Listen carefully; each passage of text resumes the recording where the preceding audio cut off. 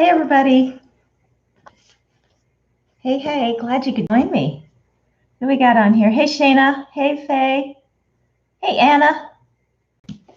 So glad you guys could come. I'm looking like a hot mess. I took a huge nap this afternoon. My allergies are so bad right now, and I've been running on less sleep the last couple of days. So I thought about 1:45. I am just going to take a nap. I slept for 2.5 hours and I woke up at 5 and Gabby's texting me. She goes, "Are you going live tonight?" And I was like, "Oh, I better get up and post real quick." Or it was probably right before that or whatever. Cause I was like, I bolted out of bed and posted because I totally forgot to post before I laid down for my nap. And I was like, oh my gosh. Can you guys hear me? Hey, Anna. Please tell me you can hear me because I'm chatting away. Okay, good. So yeah, I'm looking a little bit road weary because the hair's just kind of going blah, and then I had to run and do an errand real fast before I started this. So I was like, okay, whoosh. Awesome, cool, thanks. So tonight's just kind of let's just kind of kick back and have some girlfriend time. Let's just talk while I do some stuff. And hey, Mary. So I'm going to cut out some stuff. I have not had a chance to work all weekend, and I've been looking forward to this tonight and be with you guys and be able to just get some things started again because I had so many things. Oh, thanks, Faye. Thanks. I've got this morning in church, I went into the bathroom because I served this morning. I'm on the computer, so I change all the slides and stuff. So I have to be there for both services, and it starts really early. And I went in between services, and I looked at the mirror, and I was like, whoa, wild hair don't care, because all the little hairs were just going poof. Good, Shayna. Good. Yes. I'm going to be cutting. If I get further down, I'll go grab my serger. We'll start serging. I was trying to print a pattern and it's telling me my printer's offline, and I'm like, no, it's not. It's up there. It's turned on. It's all going good. So I've got it cut out in a smaller size. I could probably do that. I made the, and I'll show you what it is. Oh, I don't have a picture. Shoot. Okay. I can kind of tell you what it is, but I had made that outfit for my coworker I was telling you guys about last week. They had the baby, and I made a bunch of shoes, and then I made them an outfit to give them. And I wanted to do another one to sell in the shop, but I couldn't use the fabric that I used for the bummies because it was the Dumbo fabric, which we used last week to do that t-shirt with. So, okay, Anna, yeah, come on back. Hey, Sandy. Glad you checked in on me, Sandy. This has been an afternoon, Sandy. Gabby texted me right as I woke up. She goes, "Are you going live tonight?" And I'm like, what? I forgot to post that I was going live. I was out hard. I mean, I came up in a fog, and it took me a half an hour to even wake up. It was crazy. Coffee. Got the coffee, and I'm actually doing pretty good right about now. Hey, Ellen. Hey, Maria. Glad you guys could join. Like I was telling the others, tonight's not a sew along. That's next weekend, and that was last weekend. So tomorrow night's sew along is nobody. So I have a live tonight. Amber has a live tomorrow night, and then maybe Gabby. I don't know. She's been texting me, and she's got her workroom set up. She's not real sure yet. So she's going to be real soon, guys. Real soon. Her workroom's looking good. She took over her brother's room. She felt kind of bad. Her brother's room that's over the garage. And so, okay, Sandy, thank you. Yeah, I know this is kind of your dinner time, so go do what you got to do, girl. It's all good. So hopefully soon, but she's not going to have a kitchen for like 3 months yet, guys. So she's just having to deal. It's tough. And just getting on a list and waiting. My girlfriend and her husband have been without water for 3 weeks now because their pump broke with that freeze. And then to order the pump, all the pump companies are now, not only are they producing what they normally have to do, but then they had to start doing all the ones for everybody that lost their pump in the storm. So Yeah, they're just waiting for their pump to come in. And she was hoping last week, and then she was hoping the week before. And now she's hoping this next week. But yeah, they're going on week 4 with no water. So they're doing what they can do. It's just it's been tough for everybody, but we're getting there, guys. Thankfully, I'm back to normal, and I don't know what normal is. COVID normal, I guess, is what we want to say. It's not normal. But yeah, tonight I just wanted to just kind of start chatting with you guys. I just need. Hey, Ediani, aw, I miss you, girl. We haven't had a lot of time to chat. You've been busy. I've been busy. You've been running all over the world. I've been running all over the world. So I miss you too, girl. We need to chat. So yeah, I got to catch up with everybody. I need girl time bad. It's just been, it's just that time where things get real busy and life just kind of comes in and shuffles you around, and then you kind of catch your breath and you're going, oh, it's been a long time. I went and had some girlfriend time yesterday morning over at a coffee shop here in the town next to me, a real cute little coffee shop. And we just sat and knit and talked for like 2 hours. It was so amazing. And then yesterday was crazy. It was a good crazy, but it was good. I finally, some of you kind of know, but my car's been having just that. I'm almost at 200,000 miles, so you got to start fixing things. It's 14 years old. You got to start fixing things. And so everything just kind of crops up all at once. And I'll replace it later this year, I hope. But so I had some more things fixed yesterday, and they thought they had it. And hey, itty bitty bundles, glad you could join. They thought they had it, and they had the part, and I told them it was this other place on the other side, and they looked at it and didn't think it was, and they got into it, and they're like, oh yeah, we got to do that side too. And I was like, yeah, I thought so. So they had to order the part, get it in. So I was supposed to have my car back at 10:30 yesterday morning. I got my car back at 4:15. So I had no ride because it's just me. My girlfriend, after we're done knitting, dropped me off because I was right off of the downtown area, which was perfect, actually. Glad I was there, because then I could wander. Our downtown is so amazing. So I sat at another coffee shop for a while, and it was so beautiful yesterday morning. Sat outside and I haven't done that and just did nothing because I was forced to do nothing for years. So I sat outside, enjoyed the weather, watched the people, wandered over to the farmer's market, which was really wonderful, even though everybody down here is going insane. They were out and about. I mean, they were out and about yesterday. Most people had masks on, but there was a good handful of people that were taking the governor's repeal of the mandate to its full extreme. So I was a little worried about that. People were on top of each other at the market. I mean, literally. So I tried to and I had my mask on and kind of tried to stay away as best I could, and went wandering through. We have so many antique stores here, and I'm not an antique person, but I wandered through all the antique stores because I had 6 hours to kill downtown. So I wandered through every antique store, which was just kind of nice and relaxing. Like I said, I'm not an antique person, but it was okay. There's things to look at. I started trying to find sewing stuff. Sometimes you find some really cool sewing stuff, some patterns. I found a whole bunch of really old buttons still on the cards, and they were really beautiful to look at. Kind of reminded me when I was really small in my mom's button collection. She had an amazing button collection. And I used to play with that all the time when I was a kid. I would just take and I would put them on strings. She always wanted me to take them and put them all on strings. So she went to use them. She had them right there, and she just pulled strings. That was so much fun for me. And so I would do that and string them all and look at them all and play with them and dump them out into this big basket and dig through them and do that for hours. It was just the best. So looking at those cards and those buttons was totally my jam. So I got to see that. I was hoping that I'd run across like some old sewing machines and stuff. Sometimes I do, and they're troubles usually, but they're fun.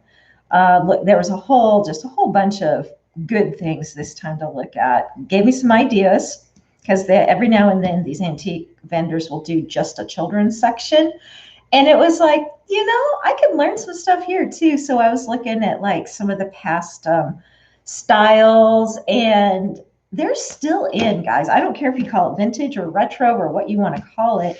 They're timeless. The styles, there was one that was there, it was really pretty. It was a dress in a real fine white. It's kind of like a lawn fabric, LAWN, where it's kind of see-through, but that's probably not what they called it back then, but that's the easiest way to describe it. And then there's an underdress underneath, and it was pleated and it was pressed beautifully, and it had the big bottom hem. You could see it. It was like this big, and that was part of the design. It was just gorgeous. And then it had this little knitted cardigan that stopped like right about here over it. And you could tell it had been worn a lot because it was a little bit felted. It was light pink. It was so stinking cute. And I don't care how old it was. You could tell it was probably 50, 70 years old, maybe older. So beautiful. So I enjoyed that. That was fun. I was surprised. Then I had lunch over at a restaurant I don't normally go to very often, just occasionally once a year. So that was nice. I don't like eating by myself at restaurants. It just kind of, to me, it doesn't feel relaxing when it's by myself. I want somebody there with me. So it's more just like, well, I got to eat. Just got to eat. So, but I ate and it was good. And then I walked some more. I mean, I walked a lot yesterday. I had probably about, from where I was at to where my car was at, was probably about half a mile, 3/4 of a mile. So I got to go through all the clothing stores, which was hard because I found a top I wanted so bad that I was not going to pay $54 for this top, but it was so cute. And I was like, okay, I got to figure out a way to make it, because the bodice part was blue, but it was embroidered in like a hot pink pattern, just like nothing major, but just like a pattern. And then it had little pink tassels right here, just little ones about this big. And it was sleeveless. So it was one of those that kind of comes like this, and then it has the open neck, but just the band that goes around. So it's kind of like a tank in a way, but a very dressy tank. And then it had the princess, what do I want to call it? The princess floof, I guess. And so it comes down to just like right about at your hip bone. So stinking cute. But I was like, it's not $54 cute, but oh, it was cute. I'm like, I could make that, but I won't. One of those things. So how was you guys this weekend? I was pretty wore out after all that, because I did not get home till 5:30 and I left the house at 7. But it was good. It was good. Hey, how are you? Glad you joined us. So tell me about you guys this weekend. Talk about it. I wanna see what you guys all did. But I'm going to start do this a little so I can read comments a little better. I probably need to move my camera. I hate to keep moving my camera on you guys, especially when I'm trying to talk. So if I move my camera, then all of a sudden all you see is this down. And I was going to cut. So I might just show you guys what I'm going to cut and just leave the camera up here for right now. Bunny ears. I know. I saw that, Mary. That was so cute. That's okay, Anna. We were just talking about what I did yesterday. So I was just asking you guys what everybody did. How was your son's B-Day? I bet it was amazing. Hey, Lakeisha, I'm glad you joined us. We're just chatting tonight. I'm working.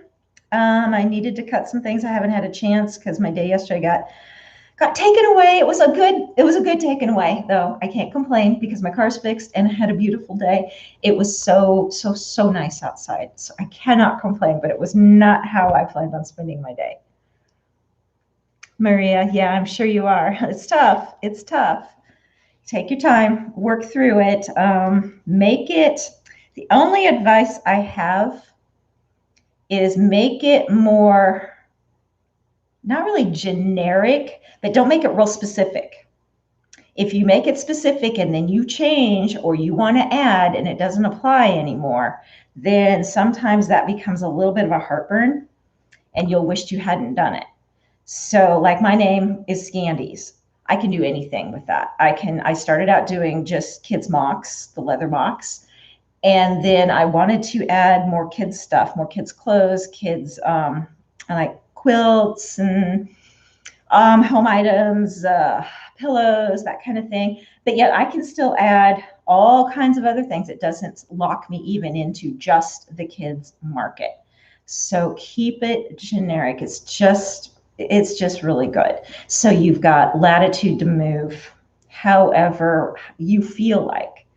So unless you want to, start a separate business, should you move? Now that's an option. Okay, so you can be specific and then take it. Because like if I go, because I'm toying with the fact of taking my name Scandeez, and then I've always wanted to do something centered around the home. So doing pillows and curtains and kitchen items and maybe duvet covers and stuff. So I can call that Scandeez Home and then still leave Scandeez. And if I choose, I can add Scandeez and then kids if I think I need to. But I've always got that Scandeez out there and everybody's still going to know who I am, no matter what I put on the end. So just a thought, guys, just a thought. Yes, Mary, yeah. And that keeps everything so open. So I know Cindy Mancada is changing her name because she went specific and now she's broadening. So it was great at the time. It's a cute name and it always works. I mean, Cindy Lou Tutu. I mean, it's just so stinking cute, and it works with the tutus. But now she wants to broaden it out, and it kind of hold her into over here. So when you say that, you just think, oh, she just does tutus, and she's not going to be doing that anymore. She is, but she's doing other things as well. So I totally get doing it at first, but think out. Like I was always telling people with your sewing machines, when you buy sewing machines, think longer than what I'm doing right now. Make sure that even if you halfways are interested in X, Y, or Z, and you're going to need a sewing machine to do that, don't just keep yourself here. If you can buy a sewing machine that does this, and it's still just as good. So like people say, I read this the other day, and it made a whole lot of sense. And it might have even been Danny that said this, and that might be where I'm thinking. So if it is, I'm going to credit Danny. If you guys know, I'll give Danny the credit. If you are going to, I think it was on the heat presses. I think that's where it was at. If you see the sizes and you're going to probably need the 15 by 15, but you're going to cut corners right now and try and save some money, and you're going to buy the 9 by 12. And then 3 months later, you go buy the 15 by 15. All of a sudden, you didn't save yourself any money. You just spent extra. Just do it right out of the gate. So I thought that was great advice, because I've caught myself doing that exact first thought and then caught myself going, but why are you doing that? Just get the one that you need and want. You're going to use it. Just do it. Just do it. So, yeah. Yeah, Mary, I know. I think I saw you say that before. That's funny. It's true, though. It's true. Yeah, I get it. So what are you guys working on? I'm doing the bummies. Finally going to do that with that pink fabric for that top that I need to do that'll match. So this is one of the things I wanted to cut out tonight. I had made the top for my coworker's baby, and that was kind of my test run to see how I either liked the pattern or needed to adjust the pattern, or, as I told you last week, sometimes a pattern will tell you to do something one way. And for me, that's really hard, and it's okay to do it another way. And I always will do a pattern and sometimes change up the way some things are done, just because I get why they're teaching you that. It makes a lot of sense. But for me, I like to do it X way, and they want to do it Y way. Nothing wrong with it.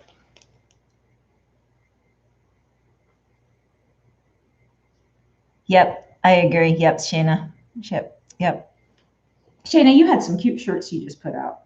I liked that little patriotic one you did for the little, I think it was a little boy, little kid. It was really cute. And your patches, girl, those are good. And I like how you're just like showing everybody how you can do them all like together. That's so perfect. Yeah, get in there and just knock out a whole bunch of them at one time. It's so good. Hey, Sandy. That's all right, Sandy. I'm still over here with the coffee, and I'm talking a lot, but that's helping me. It's helping me wake up. But yeah, so that's what I'm gonna do while we're chatting. Let's just chat, guys. Anything you want to know anything about? Anything, any questions you have? I mean, that's kind of what tonight's about. Let's just chit chat amongst each other, and if you have specific questions I can help you with, then let's do that. If not, let's just have some good chat time. And get this, guys. I know you're gonna hate me, but I'm gonna drink this coffee. Then after this live's over, I'm gonna go to bed and crash hard. And that's good and that's bad. Does that mean that like my tolerance of caffeine is maybe not so good? Hey, Cindy, we were just talking about you, girl, and it was good. It was good. No, it was good. We were talking about naming our shops, and I was telling them how you were changing your name possibly because you did one that worked so well for you at one time, but now you're changing things up. So we have people talking about how to name their shop in here, and it just kind of went there already. And I wish you would have been here. So go ahead and talk about it if you went ahead and changed it, or if you're changing it. What did you come up with? Because I know you were really working hard on it, and then we came up with a good one for you on your live a couple weeks ago. So I'm curious what you came up with. Yeah, Shayna, you got good content, girl. You do. It's awesome. It's really awesome. Okay, Cindy, cool. I can't wait to hear about that because you keep talking about it and it's like gets me so excited. I want to hear it. I want to hear what you're doing. You really want to know. Oh, awesome. Yes. And Sunday nights at least sometimes are good for doing those little gifts. They're just kind of real good chill time things. And also to test out a pattern, those gifts are perfect for that. I love to do that to see if it's something I really want to keep doing. Because sometimes a pattern can fool me and I'll look at it and I'm like, oh man, that's going to be so easy. And then I get in there and I'm like, it's easy, but it's not fast. I thought I'd just slam that thing right out. So other times then I get in there and I'm like, yeah, there, why did I even think I needed to test that? So, but I love this. I showed you guys this a couple weeks ago. It has, maybe it was last week. It has glitter. I just love this. And I've only got 3 yards of it. And I'm so worried it's going to like just sell like crazy and I'm not going to be able to get any more. So such as things, the fabrics come and go, unfortunately. You can't recreate this one because of the glitter. I could go to Spoonflower. I don't know that Spoonflower has the glitter though. So yeah. Yeah, Julie, that's perfect. And as you noticed, I kind of have a little fabric problem over here too. And you can't see what's down below, but I've got bolts, big bolts of fabric down below too. So I've got some to go through here. Oh, that'll be really cute, Mary. Oh, I want to see those. I love that. Hey, Nita. I'm so glad you came. Oh, girl, I've missed everybody. I was telling everybody earlier, now that everybody else is on, I need girlfriend time so bad. It's just been a crazy couple of weeks. And I was so looking forward to tonight. I took a nap, knocked out so hard. Didn't even expect I'd be out for 2.5 hours. I thought, oh, maybe a good hour. And I woke up and I was in such a fog. And now I'm just like, but I want my girlfriend time. So I got to come with it. And yeah, it's just, how sometimes you just got to. And so I'm just learning this year. I am, Cindy. I am. We are going to definitely have Tuesday night. I'm so looking forward to it. Oh, I can't wait. I've been thinking about that all week. Girl, we're going to have a good time. Yeah, I'll have to text you Tuesday afternoon. I'm going to try and get out of there at a decent time. So we just need to stay in touch so I don't disrupt your plans too. I want to make sure I get there when you're expecting me as well. And I should be able to. Last Tuesday was a little iffy. So I know, I'm so excited, Cindy. I can't wait. So yeah, guys, you never know, we might do a video together. Just saying. We talked about it. We talked about it. We'll see how the night goes, though. So yeah.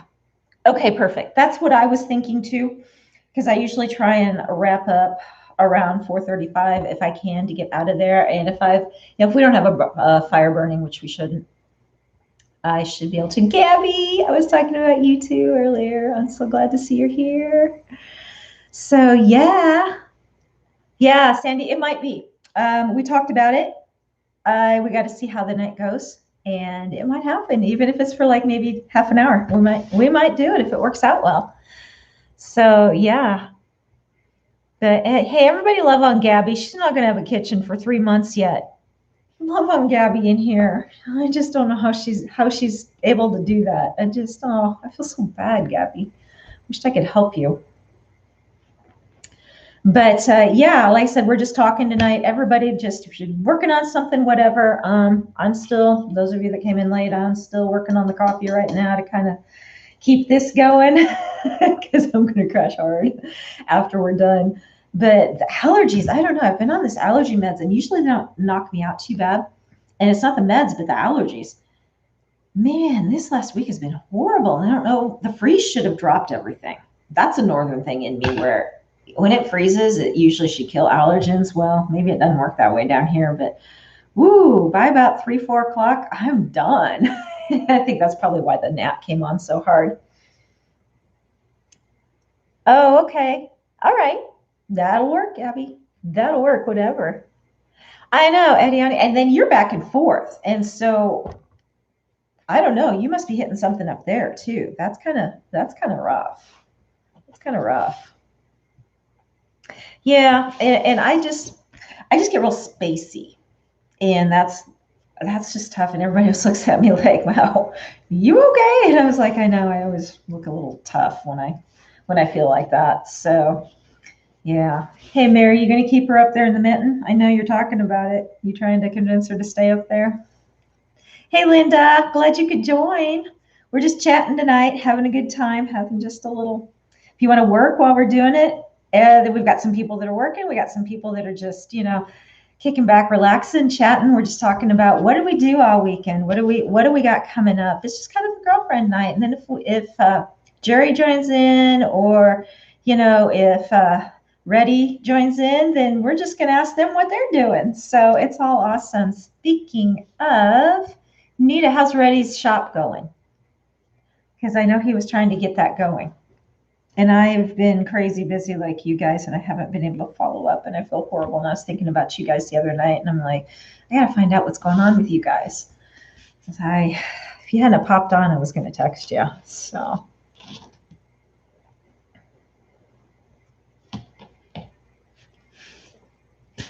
But yeah, I don't know. I think I'm going to keep this stuff, unless I can find more. I'm going to keep it for bummies and maybe some bows. That way I can get the most out of this before I can't get it anymore. If I can't get it anymore. Hey. Do I cut on the solid blue line, cutting on the dash line? What am I even doing, Shayna? Okay, the McCall's patterns. Let me pull this one over here. Speaking of McCall's, I have a McCall's pattern, and I'll look at it right now so I know exactly what you're talking about, and we will go from there, okay?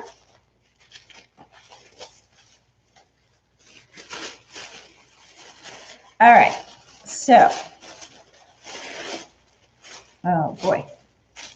This one just has solid lines, Shayna. As you can see, just solid lines. So you cut on the solid. I don't know. Is it one you printed? Because this one's older. This pattern is probably, I've had this pattern for quite a while. Like quite a while. Yeah, thanks, Lakeisha. Yeah, you can go and do the thumbs up thing. That would be awesome, guys.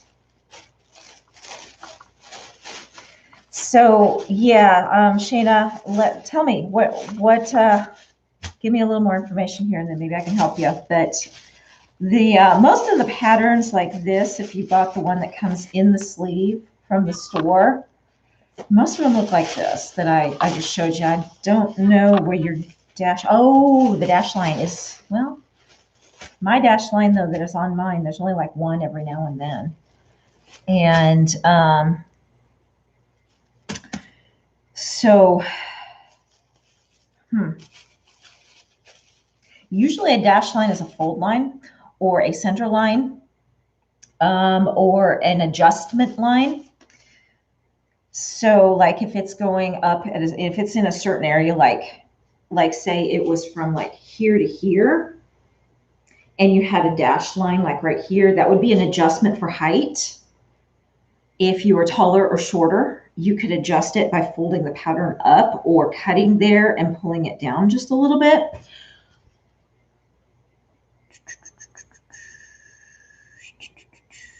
So yeah. Okay, yeah, do that. Do that. I got my phone right here and I'll look at it and I'll see what we've got here.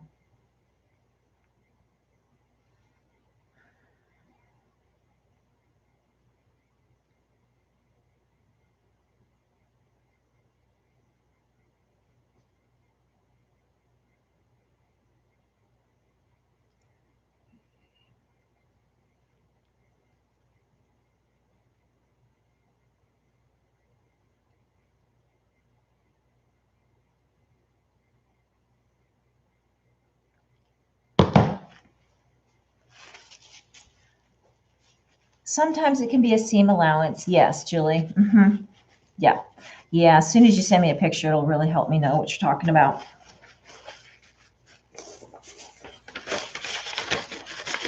Yeah, this is another pattern that I really want to do something with. It's got some cute basics. And this was kind of where I was starting a long time ago. So I need to get back to this pattern. And even a hat with the ears, you know, so. Okay. Oh, I got it. There it is. Let's see here. Oh, you know, I've seen this pattern. Okay. Take a picture of the piece that you're talking about when it says dash line and solid line and send that to me too. And let me see. Oh, duh. Hello. Right there. I told you I was tired. I'm tired. I'm looking at the pattern piece, the pattern sleeve, and I'm like, oh yeah, I've seen that pattern. Okay. That is that dash line. That is your seam. So you cut on the solid line. So yeah, I'm almost positive the way that is, that's your seam. And usually they'll tell you the seam allowance, but I forget. Sometimes the patterns do dash the seam allowance in for you. This one didn't have that, which with it being a McCall's, you would think it would, because that pattern's been around as long as this one has. So their standards should have been about the same. But yeah, that's your seam allowance. It looks like it's about 1/2 inch to 5/8 maybe, which is a huge seam allowance.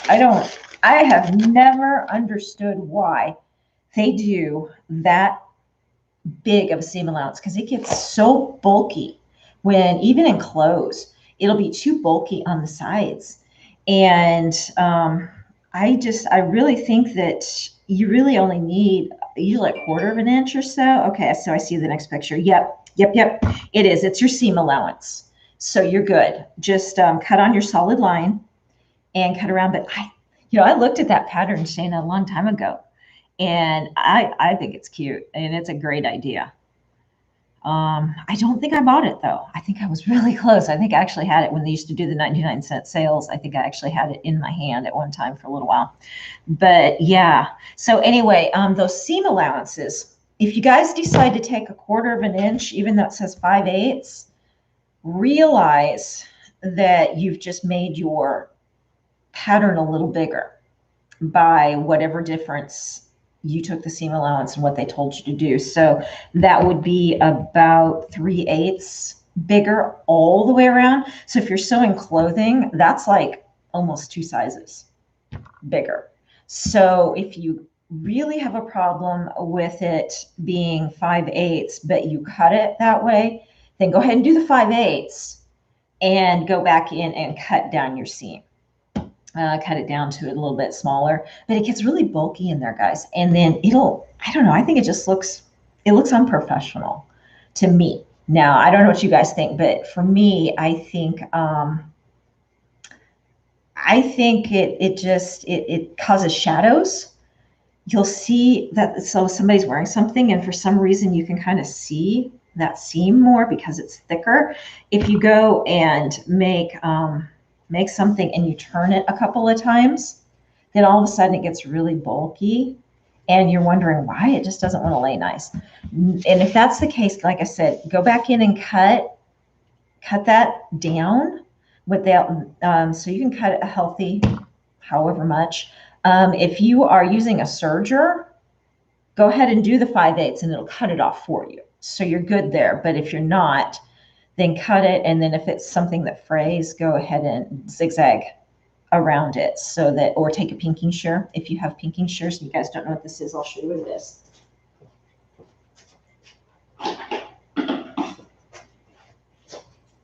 These are pinking shears. And see how they have the serrated part right there? And you can also get those, you can get it for these as well. And it's just the one that has like the serrated edge on around the circle. So you can use that instead if you don't have a serger or you don't want to zigzag around the edge. That'll also keep your seam from fraying on you. So yeah, it's just a little thing I've noticed over the years. I still don't know. Don't know.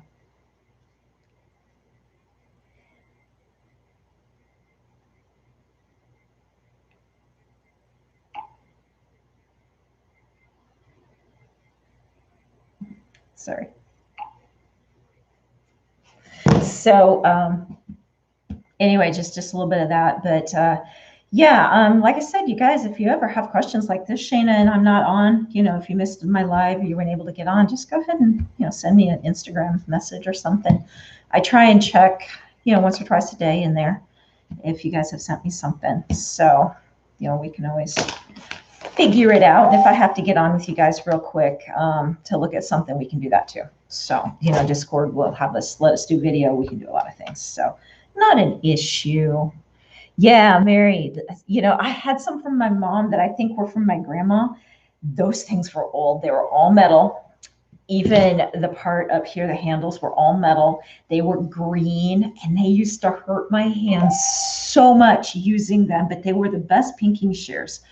And hey, Angela, you're okay. You're okay. We're just chatting tonight, Angela. So I'm glad that you're in here. So yeah, sit down, eat while you watch. We're just chatting. I'm just going to do some cutting some stuff out and we're just having some girlfriend time tonight.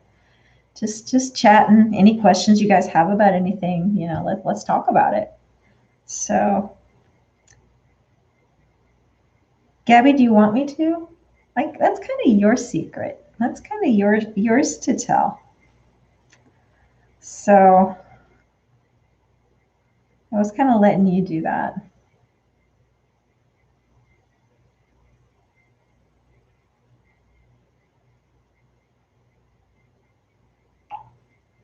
But anyway, I will tell you this, okay? So in line with what Gabby was just telling me, she wanted me to tell you about something, but it's not my story to tell. It's hers, okay? So she's uploading a video tonight, guys. And it's a good one. It's a real good one. It's one that's been waiting since right when the storm started. And she has not been able, no, Sandy, it's hers. It's hers to tell. It's good. It's like, it's not like it's this big monumental thing, but it kind of is. It kind of is. It's kind of fun. But no, she's going to upload the video. It's not mine to tell. So anyway, I've been waiting for her to just get on and show you guys. And she hasn't been able to. It's been 2 weeks, 3 weeks, 2 weeks. Let me look and see. It's probably been 3 weeks. It's probably because it was Valentine's Day. Oh my gosh, it's been 3 weeks. So anyway. So yeah, watch for her video. I'm excited. I want to see it too. So, but yeah.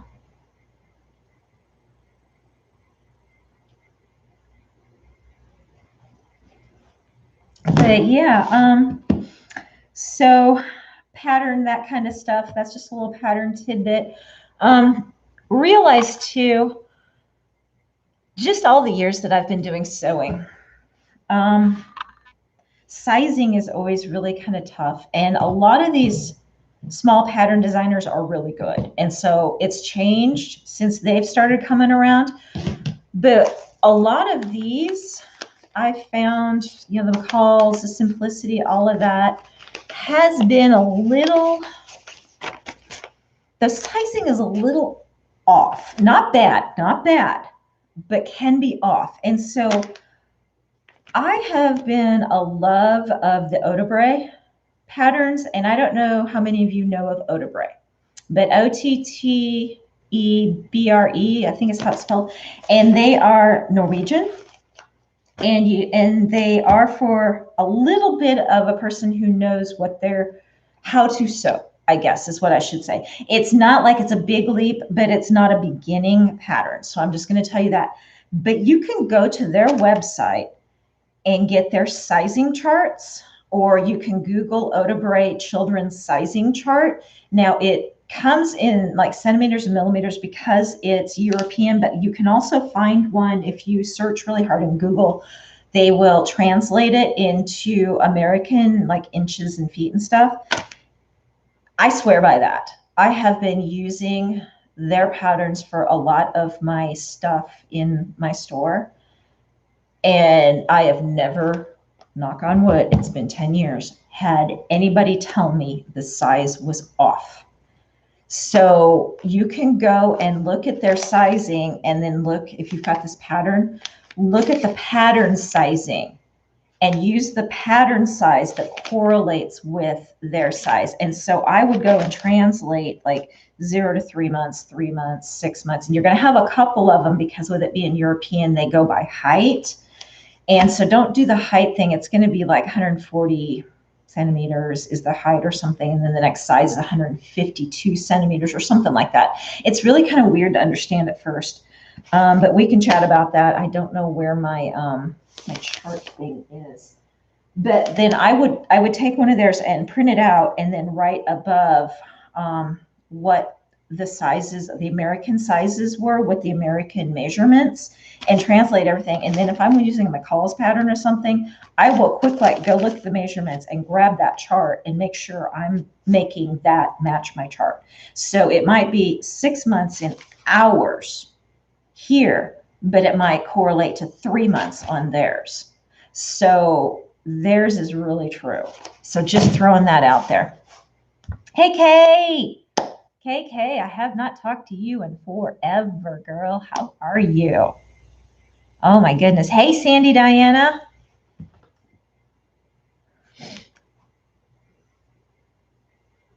Yep. So it's uploading right now, Gabby. Good. Good, good, good. Yay. How long is it? Is it just like, 10 minutes, or did you take some time with it, or what did you do? I'm just curious. I can't wait.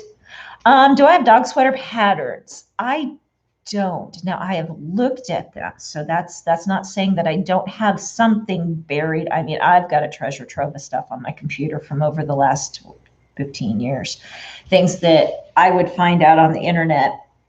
And it was something I'd thought about a while ago, but I was searching for something else, but then I'd run across something and I'm like, hey, I got to save that right now or I'm going to lose it and not be able to find it.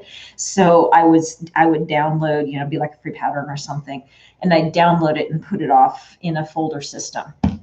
So I probably do. And to tell you the truth, I would just have to go searching. So yeah. Julie, you're talking about the patterns. It's Ottobray, Ottebre. And I don't think I have one down here. I should have brought that. I didn't realize I was going to go there. It's just, how the night goes. We just start talking about stuff. Let me go look over here real quick.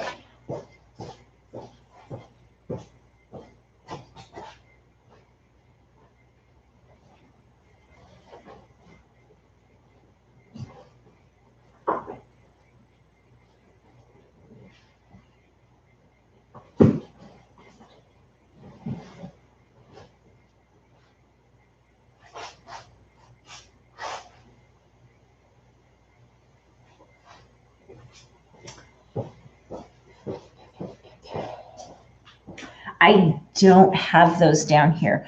I took them upstairs. A lot of times no, okay. Let me start that whole sentence over again. I I took them upstairs to peruse through the books because you buy their patterns in a book and it gives you the patterns in the middle, and then they're beautiful. They have like these lookbooks. They're just gorgeous. And you get patterns for babies to probably about preteen in one of their collections. And so they'll put out a collection several times a year, and then they do it as a book. And then the patterns are in the middle. And that was where I was telling you guys to trace the patterns on that bum wad, because that's, do I even have, I should have those down here to show you guys.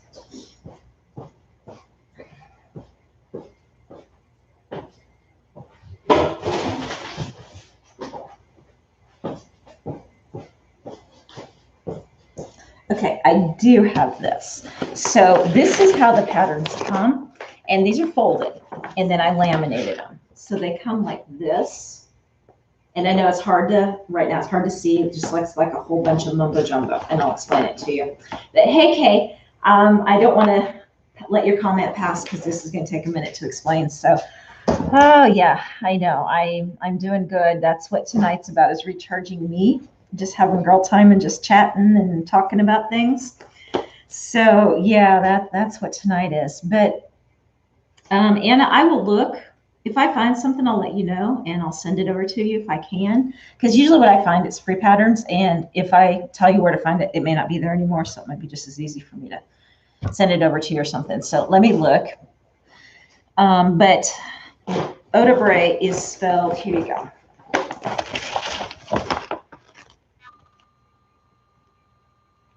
And there's the website. So if you guys want to go look, they will have an English version as well. So just realize their patterns are written in Norwegian, but you can buy the books translated. So if you ever do go buy a book from them, make sure you choose the English translation. Or if you want the Norwegian, I actually bought one that was in Norwegian because I couldn't get it in the English and it was sold out otherwise. And I'm like, well, I can figure it out. And Google Translate is awesome if I need to use that. So it's not a big deal. And I had all the English versions of all the others. So I was like, yeah, I think I can probably figure this one out. But their pattern sizes are real true. So they will run, like I said, they'll run by height. And so like they'll have like a size 62, 68, 74, 80, 86, 92. That's kid sizes. So I took that and translated it. And when you have the sizing, you can figure it out. But we can go through that if anybody wants to use that. I will find my chart and I can share that with you guys too and show you how I translated the sizes, but they're very spot on. Very spot on. I mean, these guys give measurements for like the arm around and the shoulder. I mean, they give the measurements you really, really need, not just, oh, well, you know, they're this tall and there's their waist and here's their hip measurement and here's their chest measurement and go at it, guys. You know, it's like, no, especially with kids, they're all over the board. You all know that. They're completely all over the board for sizing. So if you're going to start making clothes for kids, you really need to have some of those extra measurements. If I like when I was doing pants, and I still do them, not when I did them, but I'm still doing them, I will tell everybody to give me a certain couple of measurements so I know they fit the kid. And I'll ask for their waist measurement, and I'll ask for their outseam so I can place the hem, the finished hem, so it's perfect, especially when I'm sewing for weddings. You know, these linen pants and stuff, I want them perfect. And I ask for those two measurements. I've got a canned email I send out, and I actually tell people how to take the measurements. And I don't think people have tape measures in their house, so I tell them how to do it with a piece of string and a ruler, because that's what most people can find.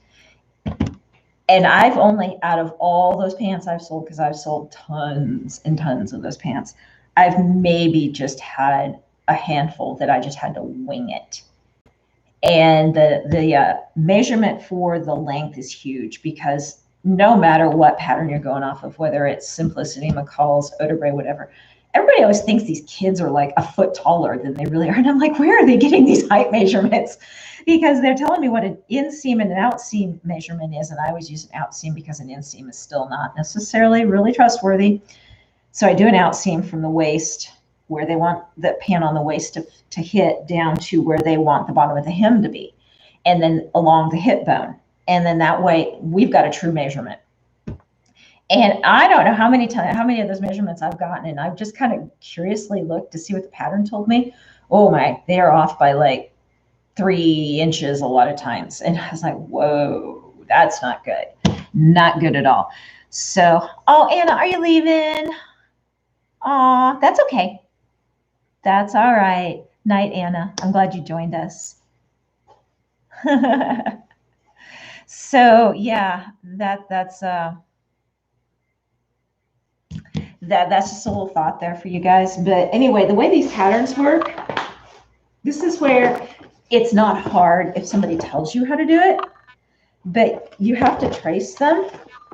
And the pattern itself tells you, there's like 6 sheets, like A, B, C, D, and E and stuff. And so like this side's A, this side's B, and they'll tell you like B green. And so you go to the B sheet to the green lines, and then that's the pattern that you're looking at. So once you kind of can do that and put your eyes on it, then you can trace over it and have your pattern. And then when you laminate, you've always got your pattern. You never cut through, because you'll cut through all these other patterns. So you have to trace these.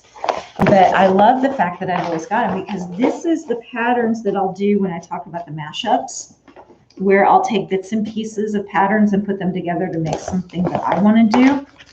These are the ones I use because A, the sizing's good, and they have so many good little basic easy lines and stuff that to do mashups with these are really easy. Even though I love their patterns and I keep buying them, and I'm like, I'm probably rebuying the same things with a mashup that they've done. So yeah, but it's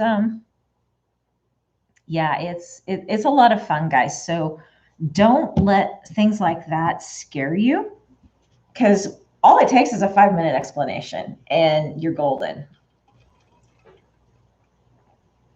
But realize those books too, they run probably about $20 a piece. So if you go to buy one, make sure you've got a handful of patterns you really, really, really like. And then it makes it worth it. And the way I shop for them is I'm already doing mashups in my head.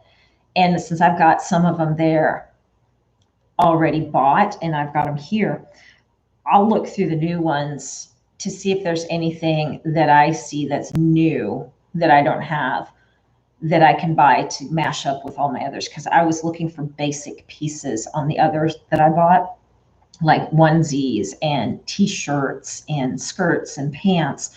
And if you start with the basics, then it's easy to do the mashups and go in and add the extra little floofs on the sleeves, or you want to do a ruffle on the bottom, or you want to take the seam and make it go out a little or in a little, or add a tie or change it up, or cut this on an angle and then add that in. I mean, so long as they're basic pieces, you're good to go. It's super easy to do. So I don't want to get into the ones that are real fussy and have a bajillion pieces. I want the ones that have just minimal amounts, you know, like all the ones that we've been doing. Like you can do a mashup very easily with this dress that we did, because that's what I'm planning on doing. So remember this free little dress sew along that we did a few weeks ago. And you can easily do a mashup on this by adding the ruffle. You can take and start at the underarm here and just take this out a little on each side. So, you know, you do it evenly, but take it out instead of doing the taper. And then all of a sudden you have a tent dress. And then you can add things at the neckline. You can add a sleeve if you want. So you can go find a sleeve pattern that matches this armhole cutout, and most of them will to some degree. You can make them work as long as you follow this and not the sleeve. So when you do the mashup, make sure you stay true to the base pattern and you won't lose your sizing. So then if I had to adjust my sleeve just a little bit, here's where I would adjust it to fit the pattern. I wouldn't adjust the pattern to fit the sleeve. And so then you can add a sleeves. You can do, you can cut down, the back and add zippers or buttons or snaps, things like that. So your mashups can be basic patterns and you can learn a lot. So I would try just sitting down one day going, okay, get your paper, trace over, and looking at this going, wow, it really was the same front and back. So trace over it and then go in and do your adjustments and leave your lines that you trace so you know where you're measuring from. Because if you take something out like an inch on one side, you got to do it on the other as well, on the other piece. And if you erase this line, you no longer have something to measure from. So always leave your lines. And a lot of times I'll go in like with pen and pencil. And then that way I know what's old versus what I'm adding. And I'll do the original in like pen and then do the other in pencil so I can erase and change as I need to. Or if I do something and decide, oh, I really don't think I like the way that's going, I can erase it and start over again. Or if I all of a sudden come up with something, sometimes one thing leads to another, leads to another here. So yeah, Shayna, I think there's a bunch of people that have brothers. I know Cindy does. Cindy's got the brother. Who else is on here that has it? Kay, I think you've got one, don't you? You've got a brother serger. Who else? Gabby I think Gabby has a brother. Mary, you might have a brother. Yeah, there's a whole bunch of them. Easiest way for that, Shane, is if you just get somebody to send you a picture. Okay, can you just, can one of you guys take a picture of the settings on the side and send it to her on Instagram? That I love to have a picture of all my settings and just keep that for me always. And that way you can, Amber has one, but I don't think Amber's on, Maria. That way you've always got it. 4 at the same time or 5. Okay, there you go. 4 mostly. Yeah, I think that's where mine sits too, even though mine's a Juki. Usually sits at about a 4 or a 5. Yeah, I think that maybe that's standard across the board for sergers. Oh, Mary, you will soon. You will soon. I just thought for some reason I thought you had one. I don't know why I was thinking you did, but yeah. Yeah, Kay, she did. Yeah, she did. It was just a little too much for her. So Instagram her. So yeah, if you get on Instagram and send it to her through a message, that'll work.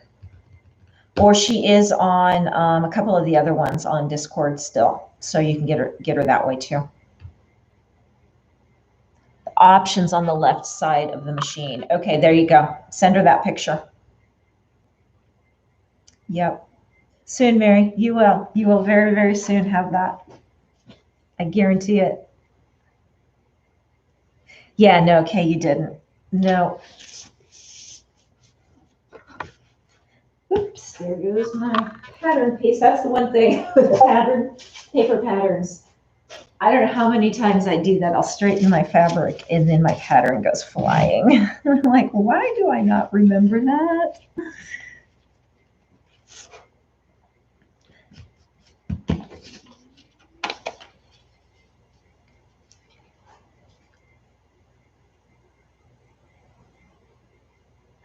Good, Shayna. Yeah, you're going to be glad you did. You're going to be like, why did I let that set there? But we all do it. We all do it, so don't feel bad. Sometimes we do just need that person to help get us started again. So it's all good. Oh, that's right. Gabby, you do. You do have that video. Man, I'm out of it. Wow, I am not remembering stuff too well tonight.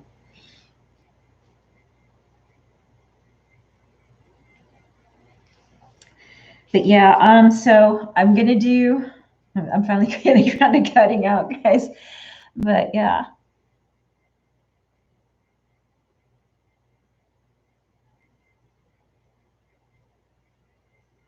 Did I get that big thing of fabric? Oh, this one? This one? I ordered this online, and a lot of times if you order a large amount, like I've got 10 yards of fabric on here in 2 different colors, they'll send it to you on a roll because it makes more sense. And I think it kind of depends upon where you order from.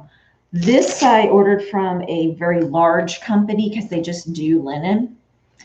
And so they're going to do this more because they're going to sell to designers and they're going to sell to a lot of people who do large orders. And so if they were if somebody was to send me a large order of fabric and not put it on this, I would be very upset with them because it'll be wrinkled and you probably have wrinkles you'll never get out. So to send it this way makes a lot of sense. So when you order probably about 5 yards or more is when they're going to start doing this, maybe even 10, just depending upon the company.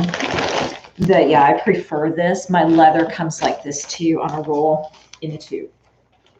So yeah, that's a good indication of what kind of company they are too, because if that's that industry thing. Yeah. Hey, Elia, glad you came. We're just hanging out tonight. We're just chatting it away. So yeah. Yeah, Adiana, we need to chat some more. You're asking all the right questions, and I know where you were eventually wanting to land. So these are all things that you will need to know because you'll be ordering in bigger bulk when you get going. So, and the nice thing about these tubes too is then when I use it up, I saved them and I'll use them for a lot of things. Like it's really weird some of the things I've used these for. I've used them to help hold up a shelf because they became a column because they're super heavy duty. I mean, this thing is probably almost a 1/4 inch thick cardboard. It's pretty hefty. So you can hold a lot of weight with that. And then I also use it just to roll up other things. Like if I have big pieces of something I'm working with and I didn't get that and it's empty and I'll just roll it up and put it up there. I've got a big amount of canvas up there that is on a roll. So yeah, they're very handy.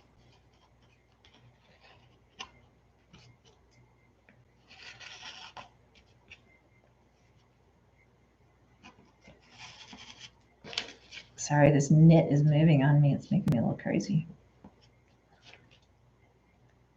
Sometimes that happens with some fabrics. You don't cooperate very well. You're okay, Elia. I'm glad you joined us. Yeah, yeah, Mary, it is. That's the only way they can do that, really. Hey, Samantha, don't worry about being late. It's all good. We're all just kind of hanging out. We're just chill tonight. It's all good. It's all good. What are you guys working on tonight? Are you just gonna kick back and relax and just chat with everybody? Some people are still eating dinner. Oh, wow, I didn't do that so well. And others are working and listening while they're working. And yeah, I'm speaking about Gabby because she's finally gotten something me time. It's been a while. It's been 3 weeks, poor girl. Oh, I had another thing I was going to show you guys tonight too. I'm pretty excited about it. I've been working on this and working on this and working on this, and I don't think I have the small version here, but food for thought.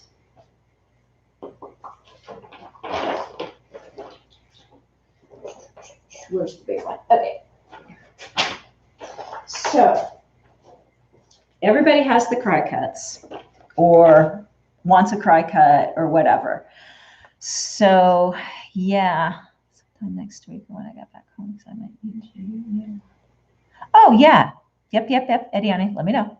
Let me know. I have always done the iron-in labels on my clothes because they don't itch. They're never going to get lost, that kind of thing. And so I finally drug out my version of cry cut, and it's not cry cut. It's I talked about it on my last video, and I finally drug that back out again, thanks to you guys. So see, you enable me too to do this. But I was like, I just need to make my label file and just make this happen, because it just looks good. It just really looks super good. And so my first one, I knew it was going to be too big. I just wanted to cut it just to see if it was even a possibility. And I'll be able to use this on other items. It just won't go on the baby clothes. It might go on a bag or something because it's really big. And it's not cut off. And so bear with me here. I'm going to try and fold it a little bit. So I think you guys will be able to see. Okay. So there's my label. And so it's just this part right here that I'm going to pull off and put on things. And then I put my care label, which is just printed on white t-shirt vinyl that you run through your printer. And they're just little pieces. And so I cut that out, and that'll go, this could go somewhere, and the care label can go either by it or somewhere else. But so I took this and took it way down to like 25% and tested it.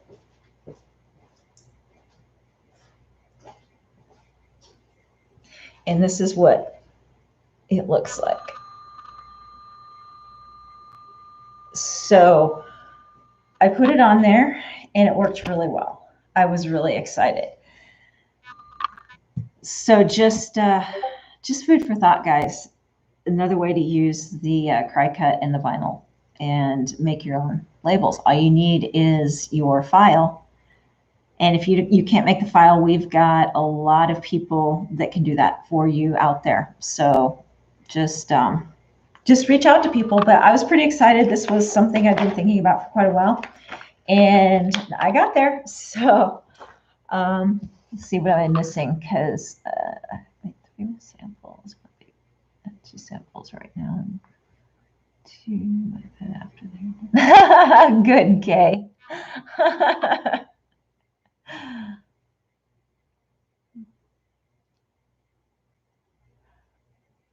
Maria, are you talking about the PE 800? If so, the PE 800 does 4x4 and 5x7, and that's the biggest it'll do. Thanks, Shayna. Yeah, it was one of those where I'd worked on that label, that file, probably last year, beginning of last year. And then work got really crazy for me when COVID hit, and I had no time. So I just needed to test it really and get it sized, because I knew that the first cut was going to have to be fairly big just to make sure it cut right first before I start taking it down. That way, if I start having problems, I know the problem is the size, not the file. So when I took it down that small, I was not sure if it was going to cut the lettering good or not, and it did. I was so excited. So every now and then I win one.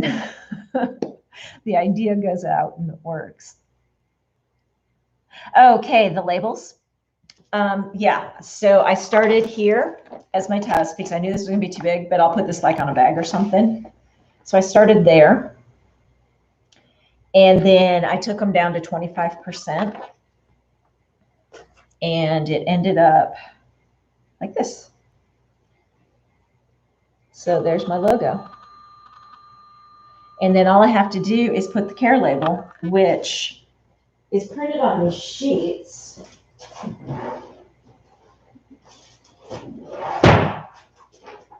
So these are already kind of somewhat cut out, but they're printed on sheets. So I do them like that. And this is just that stuff that you buy. They come like 3 or so to 4 or so sheets to a package. They're kind of expensive. That's why I get as many as I can on there, because I think I end up spending like $8 or $10 for like 4 of these sheets. I just buy them over at, you know, you get them Walmart, Hobby Lobby, anywhere. And they're just the vinyl for, it's the way that they used to do the shirts, where you would print on this vinyl and then you would take it and just iron it on the shirt. Well, I use these for the labels. So yeah. Oh, okay. Yeah, I can do that, Kay. Yeah, it's super easy. But this is just our Cricut stuff with the vinyl, and you just take your SVG file and you either make it yourself or you have somebody do it for you. And that's your logo. So this is this little elephant is my design from one of my mocks. And these are all my handmade designs. So I don't have to, they're my copyright. I don't have to worry about somebody coming and getting me for it, because, and so I used him since he's my most popular one. And I could do some of my others too if I wanted to, but my elephant just kind of seems to work for kids. I mean, it's always a kid's motif that never really goes out of style. And everybody instantly knows by the outline that's an elephant. You know, there's no wondering, is that this or that, you know, that kind of thing. But yeah, we can do a video about that, Kay. Yep, sure can. But yeah, these are super easy too. It just never fails. I'll be slammed in trying to get something out, trying to find a label, and that's when I realize, oh no, I ran out of that size and I forgot to buy more of this. So I have a little Jimmy rig that I do if I run into that, but it doesn't, I don't think it looks good, but I'm sure it looks okay. I just don't like having to do that. I would got to make sure I have more of this in stock.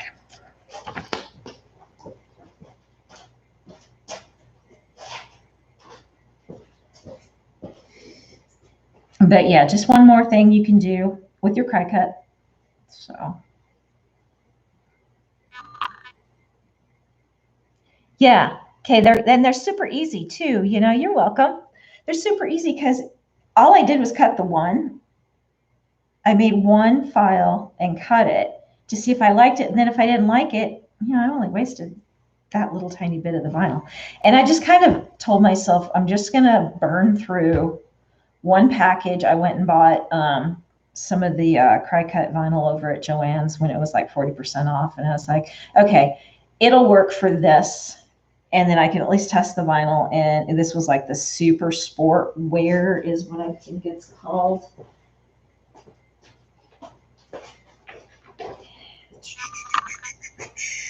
Nope, that's not the one. But it's like the Super Sport Wear or something. It's supposed to be really stretchy. And I was like, well, at least I can test on that. And then if it does work, then I can go buy, you know, some of the better vinyl from like Angela or something. But at least it was cheap enough to test. And then if I burn through the whole pack of 3 and still don't have it, I can go buy one more pack of 3 and just use it to keep testing until I get everything figured out before I go buy the really nice vinyl. But it's, I tried stretching it, and they're not kidding. It does stretch now. So I'm pretty happy with that.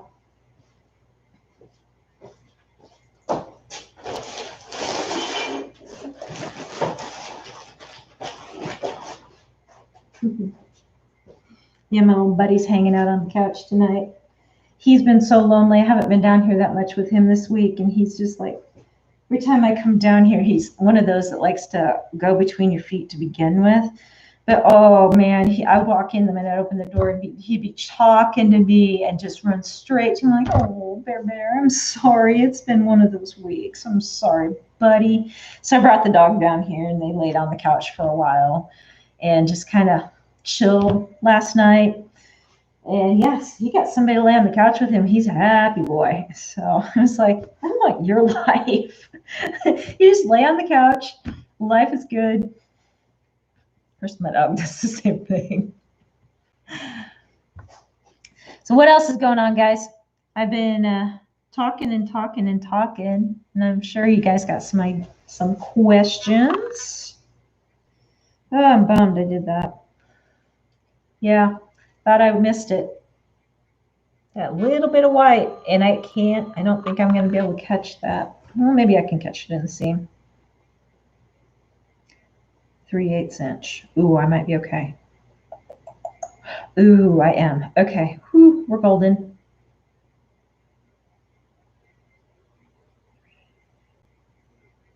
Yep.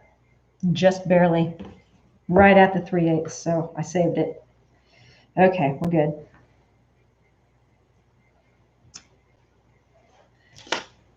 But yeah, those will be some cute little bummies. Oh, one little girl at church. Her mom puts her in the cutest little things. So I know some of you have seen these or are making them, but those little flare bottom pants that are so popular right now. So this little girl is probably 14 months, and she had those on at church the other day. And she would stand up and sway so that those little things would move. And then she'd look at me to make sure I'm watching her. And then she'd sit there and sway again. And then she'd walk and kick her feet so that they would just floof. Oh, it was so cute to watch her. And she's one of those where she's a healthy little girl. And then she put those on and she was just, oh my goodness, you just wanted to eat her up. She was so cute. It kind of balanced out her healthiness with those bell bottoms, and those rolls were so cute. And then she had this cute little fluffy top on with her. I mean, it was just made for her. And I'm like, I need to make some of those for kids because those are stinking cute and they fit every size. That's what I think that's where I'm going at with this, is it looks good no matter what size you are. So every now and then you get some of those patterns where they just compliment everybody. And I'm like, girlfriend, you are rocking those. Those are so precious. So yeah, I don't know. I just, anything with a floof, little kids, they figure it out. They figure out the twirling. They figure out all that, those twirl skirts. It's like, I want to be a kid again. I want to wear those. So cute. What's going on? You guys are being quiet. Talk to me. Talk to me. What else do we want to know?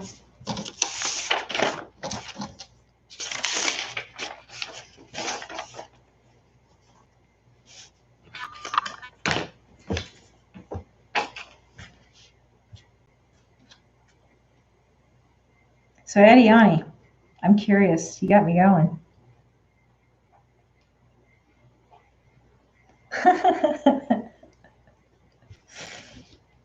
Eddie, you've got more orders, huh? Yeah, I missed your live the other day. So I don't know what you're doing. I know you're in tutu outfits. Cool. Very cool. That Easter tutu, oh my goodness, that was so cute. So cute.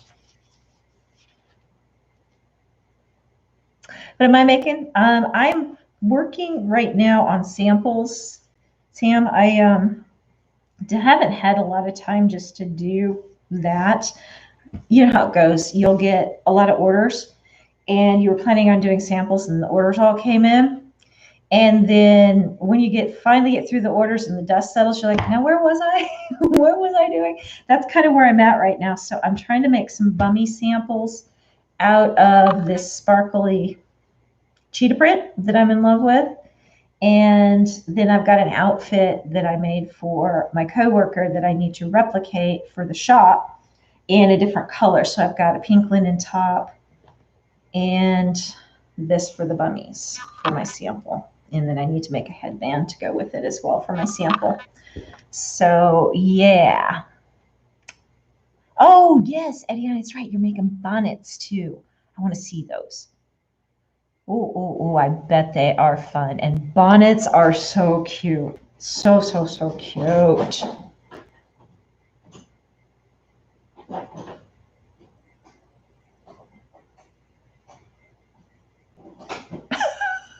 My printer. I sent something to it. It's Bluetooth.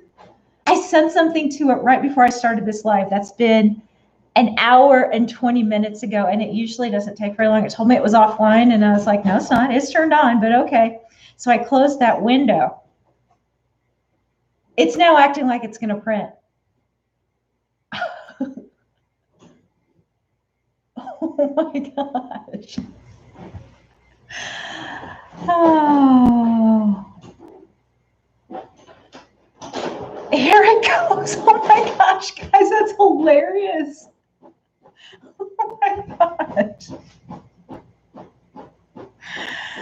Oh, wow, wow, wow. Oh yeah, Shannon, we talked about those feet, I think. I usually, hang on. Buddy, we don't drink that. No, we don't drink that. Okay. All right. Okay. Cats and kids, they're the same thing. He was getting into something he should not have been drinking, and I didn't realize I left the lid off, and I was like, no, don't drink that. Yeah, I think the kids are starting to wear the bonnets again. I think it's one of those, if you show them how to wear it and maybe even have pictures of somebody doing it, I think they're going to sell like crazy because they're so cute. Hey, Divya. Hey, Leslie. Did I miss you, Leslie? I must have missed when you came in. I'm sorry. But yeah, they are so cute, aren't they? Yes. They need to come back, especially with summer coming out. I'm still freaking out about my printer over here finally printing an hour and a half later. Hey, Don. So yeah, I got to go see those, Eddie, and I forgot you were talking about those. And now that you've got them up in your shop, I got to run over there and look at them. I bet they're so cute. But yeah, I'm just trying to get my samples going again. I've got several things that I want to do and get them up, and I'm like, got to do it now or it's going to be summer, and then I'm going to be like, well, we need to be doing fall stuff, and we missed that window because I've got some sandals that I've been wanting to do for about 2 years now, and work has always been so crazy, and I think I may see an opportunity where work maybe is going to start shifting a little bit because of the type of work we're doing is changing just a touch, and it's going to be a good thing, I think. So yeah, you need to post those, Eddie. I got to see them. I bet they're absolutely adorable. I'm still laughing about that printer. That's hilarious. So, but I'm excited about these little cheetah bunnies. I have got to go and see if I can't get more of this before it's gone, but look at how cute that's going to be.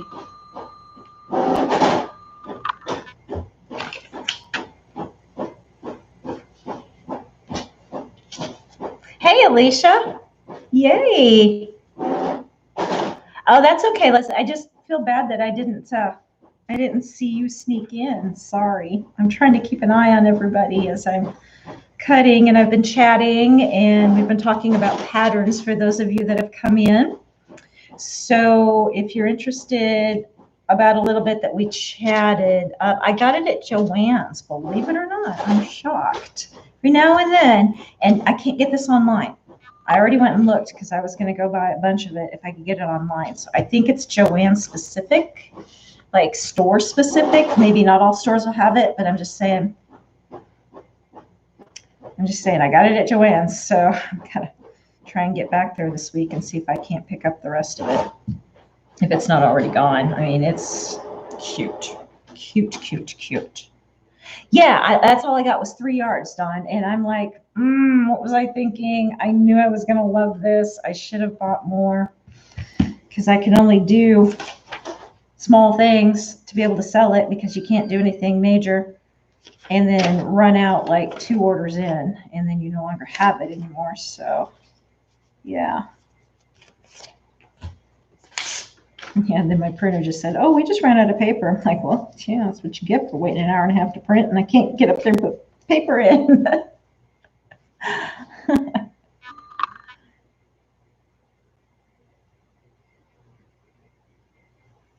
Yeah, I don't know. You ordered it. Maybe. I looked, and I couldn't. It's got the little bit of, sorry, my error just came up telling me my paper's out of print. Prayers out of paper.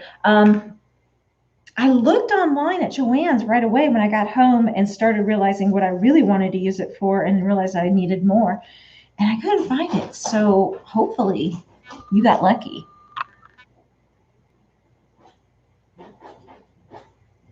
Awesome, Shayna. Way to go, Kay. See, that's what these groups are all about and all these live chats are about. You guys get on and we all help each other solve problems that we just ran into either today or this week or whatever. I love it. I love it. I just love how we can bop on to all these lives that are going on all week and we just help each other. I mean, this is awesome. We still, and I'm guilty of this, okay, guys, I'm the one that brought it up, but we've got to get a Zoom, a live Zoom where we all get on and just work and chat some weekend and do that. I think that would be so much fun. And like I said, I'm guilty of not getting it set up. I know, Divya. I was thinking that. I just didn't say that. You know, I was like, if you bought that in the store, I'm shocked. Sorry. But yeah, I agree with you there, Divya. So yeah.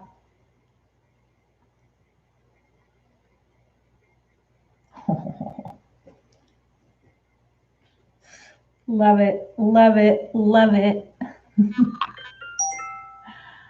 So yes, yes. Like I said, I'm guilty of bringing it up and not going further with it. So just a second.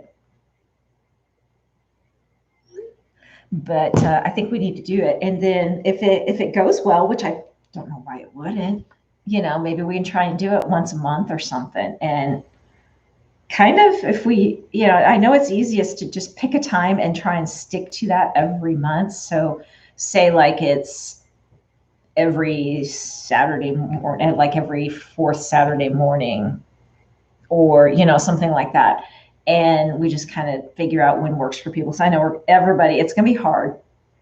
Some people just aren't, it's not going to be good timing for them. But if it goes over well, you know, nobody's saying we can't do it twice a month and choose different times or something and say we choose this time and those that can't make it there, maybe they can make this other time. And, you know, we just kind of try and figure it out and we just get in there and work together. I think it'd be a blast.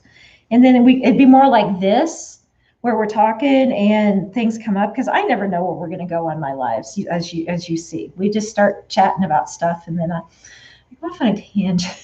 I'm kind of guilty of going off on a tangent a lot, but I'll go off on a tangent and you guys can go off on tangents too. And we'll all just learn from each other, you know? How'd that go, Eddie? I mean, was that good? I missed that.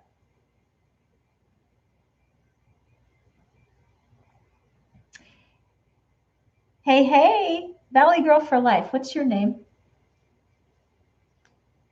I don't, I try and remember people's names. I'm getting better, but I haven't been on a lot of lives lately, so I'm missing some people that I haven't seen.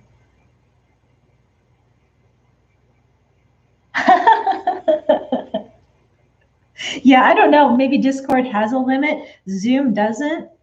There's a time limit if I don't pay for it. It's like 40 minutes, but, and this is all things we can iron out. I think it's only 15 bucks to go over 40 minutes, or if you go over 40 minutes, it kicks you off and you just log all back in again. That's what my family does. We just keep logging back in every time that it kicks us off. But that's not necessarily ideal if we're working on stuff for everybody to have to stop what they're doing to go log back in again. And if we do it for a couple of hours. So that's why I was like, yeah, that's it, Don. It is online? Oh, I've got to go look again then, because when I looked earlier, I didn't find it. But maybe I don't know. Joann's it's hard to search on there because I'll go search, and I searched under pop and it didn't come up. So maybe they just got it up there. But then there's times I've searched for something and it should have come up on that search, and then it did, and I found it another way, and I'm like, what? So yeah. So I don't know. I think it might just be best if I just pay the 15 bucks and we just do that. But because I just keep thinking, wow, if we're all like across the room sewing and to have to stop and go relog in, that's not necessarily ideal. So yeah. Gladys, thank you. Thank you.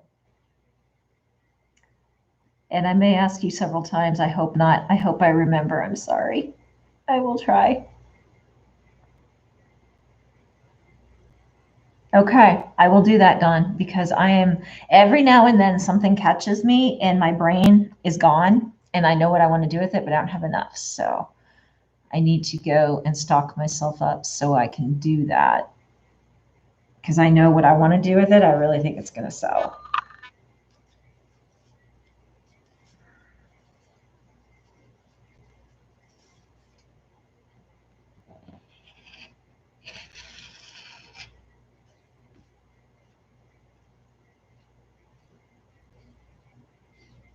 And I'm going to just make the plug. 27 people and 19 thumbs up. Help me out, guys. Click the thumbs up. And those of you that haven't clicked subscribe, go ahead and hit subscribe. As Angela always says, hit subscribe. I don't have the thing on the wall. I love her little subscribe button thing. Anybody know where she got that? Because it looks like it's something YouTube maybe has. That's such a cool thing to put on the wall, and you don't really have to say it over and over. It's kind of one of those quiet announcements because I always hate to say it. I just like, I'm not a good salesperson. We'll put it this way. I don't like to be in your face talking people up kind of thing. That's just not me. It's not my style.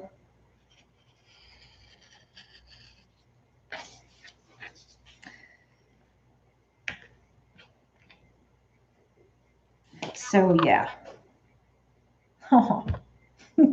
I just picture when I open this up, I just picture these little girls, tushies, their little diapers in this, and it's just it's like I know, cuteness overload, and I'm able to visualize it already, and I'm hitting the cuteness overload button. No, it happens to be. I've done that. I've done that with people too. So yeah, you swear you've done it, and then you're like, oh man, I feel horrible. I thought I did.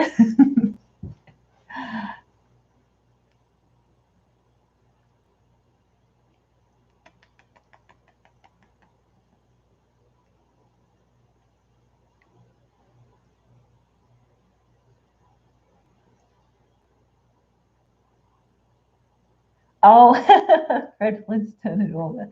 I loved that cartoon. Yeah, it does though. It does make you think of that, doesn't it? Yeah, makes you think of Pebbles. I agree.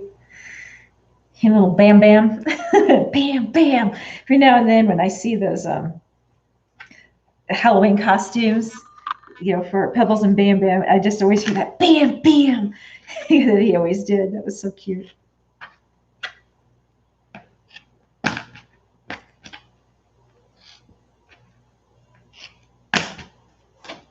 And then a lot of times too, guys, think about it. Even though this is knit, it's a little scrap for your appliques. So I don't throw little scraps away because I've found some of my applique stuff gets really small. So, obviously these scraps, and, there's even been times this has been the right size. It's really weird.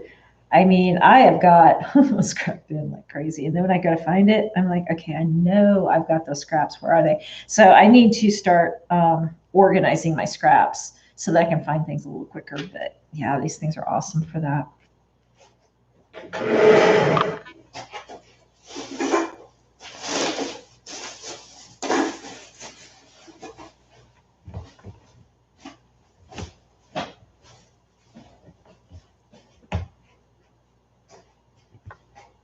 Hey, Evemar, glad you could join. Yes, Gladys. I try. Today was bad. So, like I was telling everybody, and I'm sorry to keep repeating these stories. I just want to share with everybody that comes in. I had a long day yesterday. It was a good day, but a long day. And I was really tired. And then I had to get up super early this morning. So I had to serve in church. So, and it was, I mean, like 5 o'clock in the morning early. And so I was wiped out. And then my allergies are kind of just taking me down just enough to make me tired. So I crashed hard this afternoon. And I thought I would only take like about an hour, hour and a half nap. And I think it was almost 2.5 hours. And then I was completely out of it when I woke up. I was just so disoriented. And it was, I don't know, 4:30 when I woke up. And I was like, okay, my live's in an hour and a half, 2 hours. I got to get up. I got to make sure I get the one errand I had to run real quick, get that done, and then get back. I had to make some coffee so that I knew I would be with it. And then Gabby texts me and she goes, "You going live?" And I was like, I haven't put up the notification that I'm going live. And I should have did that before it crashed.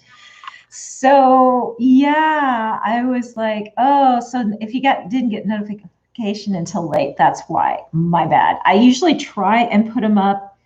My sew-alongs, I definitely want to put up 24 to 48 hours before and put the material list so that if you girls want to sew with me, you have time to pull everything together. Then my standard lives, I usually still want to try and post on Saturday, but sometimes I wait until Sunday morning to do it, just as I don't know, I do this with my conference calls at work, so maybe it's not good, but I try and do it closer so that it reminds people, because otherwise you tend to forget. So like my conference calls at work, I will send out the agenda probably within the hour before so that it pings everybody. I know, Sandy, I'm so glad that you said something because I totally forgot to do it. And I just put it up right when you said that. I was just listing it. So girls, ping me. If you don't see that thing go up, ping me, because there's days when I swear I did it. And then just like you were saying, you thought you swore you hit the subscribe button and you didn't. I swore I put it up and I didn't. And I was like, oh, I gotta go do that. So yeah, Shayna, it is. It's nice to just chat. I need to do these a little more often. My goal is to try and eventually start putting up some of these requests that I've had for videos. I haven't done a whole lot of video editing because I don't have time. So I was kind of trying to keep things with lives because then you don't really have to edit. But I need to start doing just some little videos too, and that's on my list for this year. And so just pray that my work life goes the way I think it's going to go now, because our projects are getting bigger and we're getting less of them. And for those that don't know what I do, I'm in construction management for my day job. And so I work for an extremely large general contractor. I mean, not large as in number of people, but large as in the dollar amount that we do. And so we build warehouses for all the big names in their ground up. And so we're starting to get bigger dollar projects. So these projects are not like all these small interior remodels anymore. We're still doing those, but it's flipping more that with these clients, we've done enough of those. You kind of have to prove yourself. And so we've proved ourselves, and they moved us up. We didn't want to move up, but they moved us up to the bigger projects, which will be good. I mean, but where I'm going with this is you do the same amount of work for a big project that you do for a small project. Same amount, exact same amount. It has nothing to do with the dollars. But with the big projects, you don't have as many, because the small ones you'll carry a lot. And so you're doing a lot of work, and all of a sudden I will have 5 to 8 of those small projects on my plate, where now that we're doing these big ones, I might have 1 or 2. So I can actually get into the project more, which is better. But then I also don't have to work like insane hours. I'm not working 14, 16 hours a day trying to get everything done. So now I'm like hoping that that is the way we're going to stay, and that we're going to keep it to where we're staffed to be able to keep 1 to maybe 3 projects on people's plates, and people can actually have a life. And I'm like, what's a life? I don't know what a life is. But I'm in Texas, Gladys. So yeah, I went through that.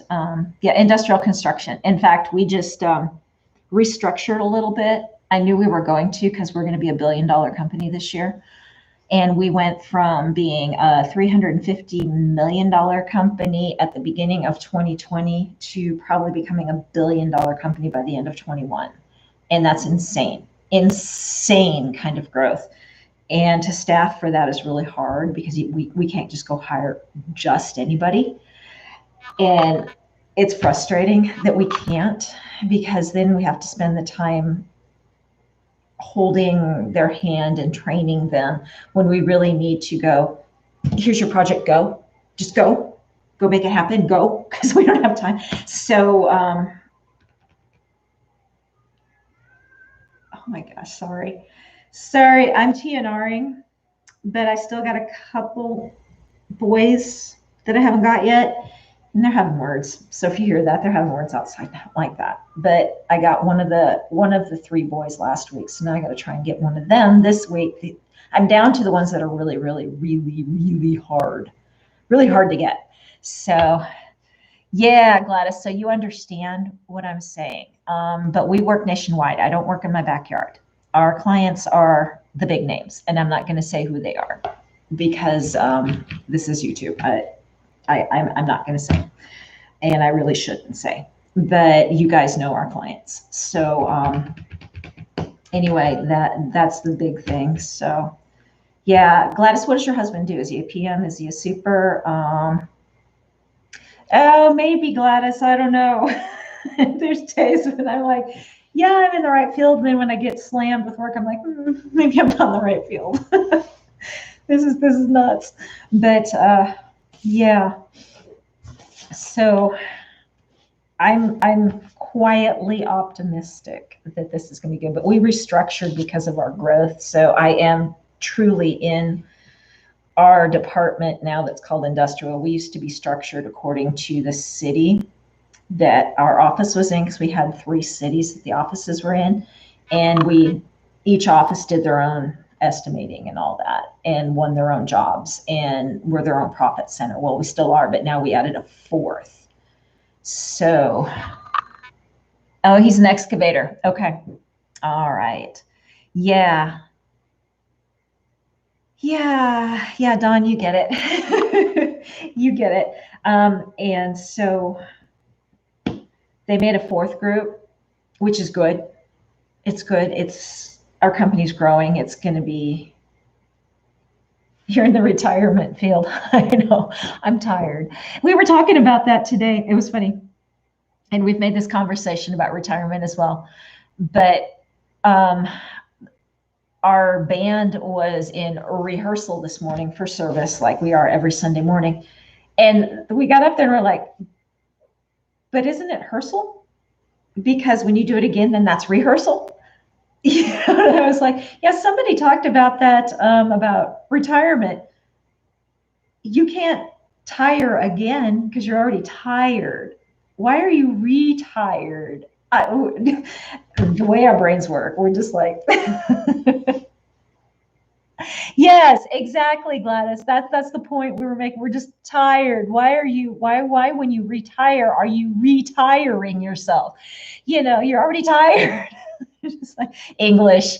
Oh, English is just hilarious. So yeah, but anyway, pray for me, hope for me, because I really want to do more videos for you guys. I'm just hesitating doing it because I know the algorithm with YouTube, and I've been real consistent with my once a week on Sundays, and I don't want to screw up my algorithm by every now and then throwing in something that is real herky-jerky. That's like once here and then 4 weeks there and then 2 weeks there and 6 weeks there. Yeah, I don't want to kill that. So yeah, corporate world, Angela, don't get me started. Don't get me started about corporate. I left it once for a reason, and we're back. But yeah. And this is what keeps me sane. You guys, my sewing, chatting. Oh, Amber, no, you're not late. We're just chatting. Don't worry. Hey, at least you can make it. I feel so horrible on Monday nights that I can't make yours, and I'm looking forward to when I can. And one of these nights, I'm just going to say, I'm going to drive on 2 hours of sleep and just do this thing because I want to be on the live so bad when you're there. Oh, I miss it. Again, goes back to my guys. I need my sanity. I need you guys. I need my YouTubers. I need my Discord people. I need my sewing and my and Sandy. I need you to keep track of me. Oh, just kidding, Sandy. But no, it's nice to know that I got people out there keeping track of me. I love it. It's a nice little warm fuzzy when somebody checks in on you and says, "Hey," and you're like, that felt nice. We are all over the board, Amber. So right now, I was talking about how I wanted to do some more short videos, but with my job taking me here, there, and everywhere thank you, Sandy. Thank you. I appreciate that. But my job was kind of crazy and I didn't want to start something I knew I couldn't keep up. So I'm just staying with the once a week, but I want to do some more of the videos. And then I started talking about my job and how I'm optimistically hoping I'm going to start having more time. And then I explained how it all works and what that means. And it's all good and we're growing. And this growth might actually be really good for my time. And it might give me some of my time back. So yeah, playback is good. So anyway, that's what we were talking about. Then we went through patterns earlier, Amber, and I was talking about sizes and my sizing that I use for clothing that I swear by. And so I was telling them about that, and it's the Oda patterns, and I swear by their sizing. It's perfect, but you've got to kind of do a little deciphering. So I couldn't find my cheat sheet that I made. It's upstairs. And we talked about that and mashing up patterns, and we've kind of been all over the place, what people are working on. It's just kind of one of those chill Sunday nights. I just want people to just kind of either work or sit and eat or talk or just whatever. Just kind of jump in and go ahead and throw a topic out there and we'll talk about it. And Amber, we talked about again, and I'm guilty about this, about maybe getting the Zooms going and maybe doing those once or twice a month and trying to pick 2 completely different times for both times so that maybe everybody can hit one of them and then just get on there and however long they go. Maybe one week they'll go for 5-6 hours and maybe other weeks it'll only be for an hour or 2 because people don't have time, that kind of thing. And I'm guilty because I brought it up and I have not taken that forward. So I need to put that and make that a priority and get that going. So we will do that. We will figure out a way, and I'm not going to post the login on YouTube. Okay. So we will probably do it on Discord, and I'll throw it on Discord. And if any of you girls are not on Discord, let us know. And we will make sure you either get on Discord or you get the information, but I don't want to post it on here because you know how this goes. Who knows who will get joining us? That could not be good. Or it could be really interesting. Who knows? But yeah, Amber, I'm trying to actually for once do some samples tonight because I've been having so many orders. And I finally, you know how this goes. You have all these things you're going to start and you're like, oh, I got a window of time. I'm going to go make the samples. And then all of a sudden you just get slammed with all these orders. And so then you take your orders, which is awesome. You're all excited. And when the orders go out, you finally get kind of back to a calm. You're like, what was I doing? Where was I? What was that sample I was working on? That's kind of where I'm at right now. So I'm trying to do that, and it's just some fabric and that I showed you guys last week. It's the cheetah and the pink. I'm trying to get that linen set done and some more bummies put up, and I'm going to do a couple bows to go with some of these outfits. And my cutting is not going well tonight. Let me tell you, that nap this afternoon was amazing. But yeah, I'm a little off kilter now. So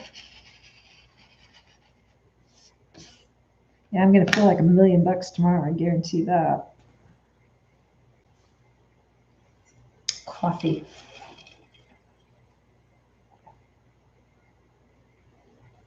Oh, perfect. Now, are you? Yeah, you're tomorrow night. You are tomorrow night. Yes, yes, you are tomorrow night. I was telling people earlier, then this sleeping fog was kicking in, and I was like, I'm so confused right now. But yes, your live is tomorrow night. So she's doing, Amber is doing the burp cloth sew along tomorrow night over on her channel, Bingham Bliss. It's at 8:30 Mountain Time, 9:30 Central Time, 7:30 Pacific Time, 10:30 Eastern Time. That was all over. I think I got them. But yeah, 9:30 Central, 8:30 Mountain, 7:30 Pacific, 10:30 Eastern. And she'll be posting the list here soon. And then my sew along next Sunday is going to add on to her burp cloth, and we're going to do a bib. So you guys will have a set, a bib and a burp cloth. And the bib that I do is a little different than some of the others you've seen out there, but I'm going to show you how you can change it up a little bit too. So it'll be a pattern that we just make. It won't be one that I'm going to send you to go get. So it's just going to be some measurements. You're going to want to bring like some cardboard. So an old, box, cereal boxes work really good.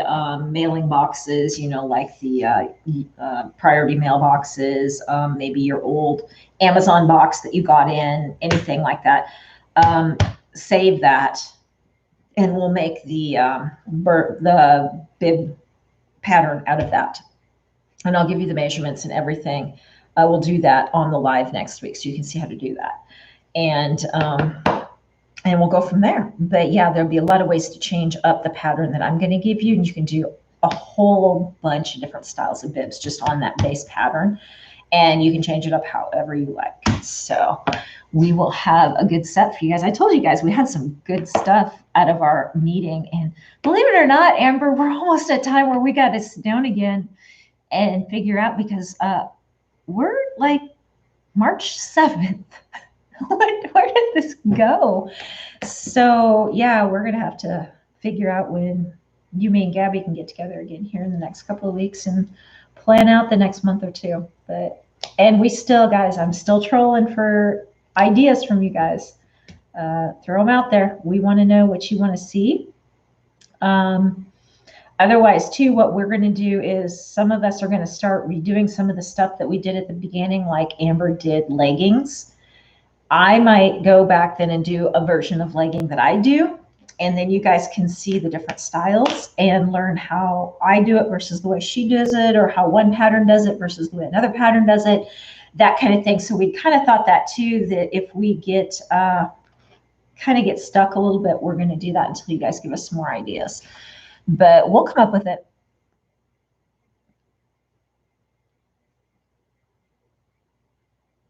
Yeah, she'll post it here real soon, Leslie. Yeah, we get kind of lost on the time, and then all of a sudden it sneaks up, because like last week's when I did it, it snuck up on me, and I was like, Friday night, I'm like, oh, I got the sew along Sunday night. I got to quickly get my list up, because I already knew what I was doing. I just had to get the pattern and get that posted for you guys and get your list up. So it doesn't take us long. It's just all of a sudden it catches us off guard, and we're like, oh, I lost track.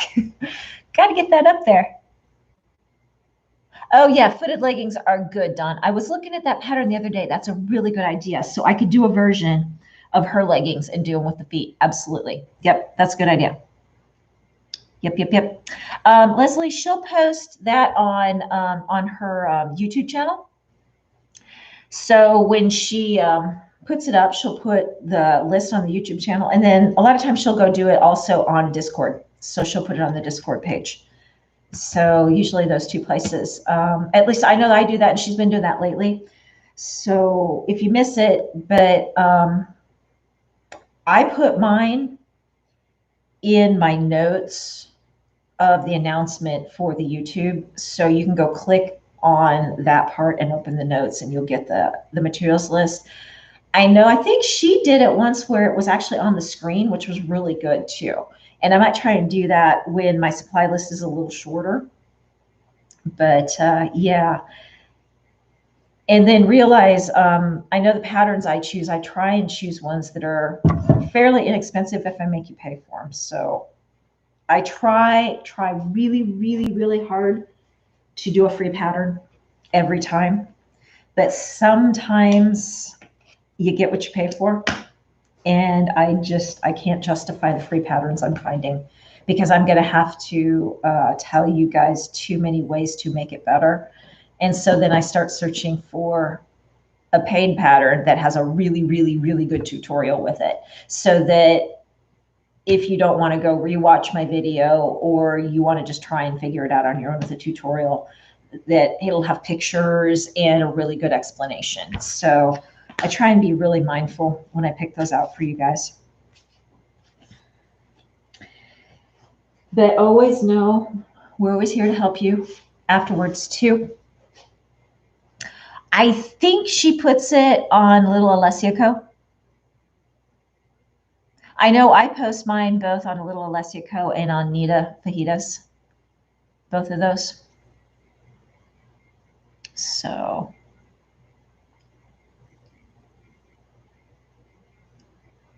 Oh, that's right. Amber was locked out of Discord for some reason. We couldn't figure out why. And she did just get back in. So yeah. Man, I didn't know that last time, Amber. I could have posted that for you if I'd known that. So that's okay. No biggie. No biggie. All right, so I've got those bunnies cut.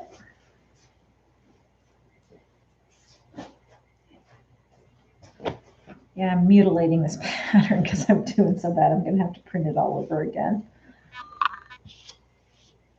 That's okay, Angela. Discord's a little, it can be a lot. It moves really fast. Really, really, really fast. Ediani's got a good chat section, though, on hers where they just chat.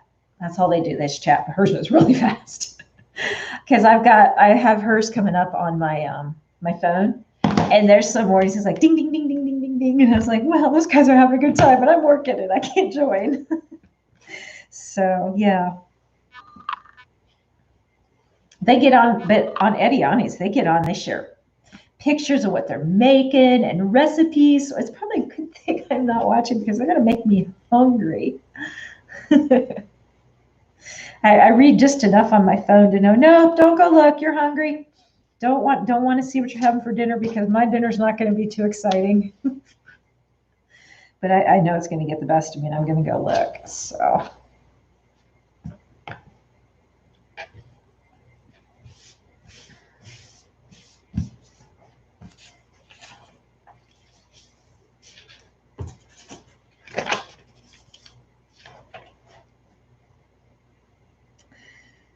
So everybody got a good week coming up soon this week. Our weather finally this weekend was so beautiful.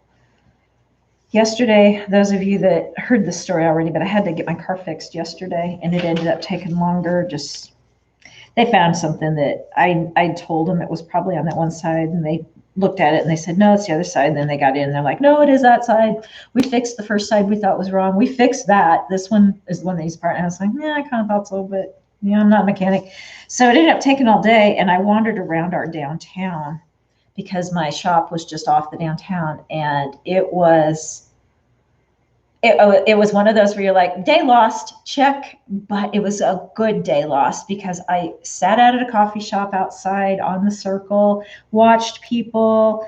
It was probably like 65 and sunny. It was beautiful. I went to the farmer's market. I wandered through. I mean, I had to kill like 6 hours because I had no car, no transportation. I was just stuck and wandered through a whole bunch of antique stores. I'm not an antique person, but it was still fun.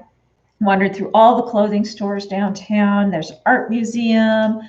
I went and had lunch at one of the restaurants that I love to go to but don't get to very often. And just took my time. It was probably about a half a mile to a 3/4 of a mile walk from where I was at to where my car was. So I just took the time going from where where I was at, because my girlfriend had dropped me off after we had had our little morning coffee and knit session for a couple of hours. And I just took my time to get there, and it was just, but I was tired, and I'm sure that played into today too. So yeah. Divya, I'm making samples. Finally. Finally. Yeah, Mary, the Discords are fun, but yeah, they do take a lot of time. They really do.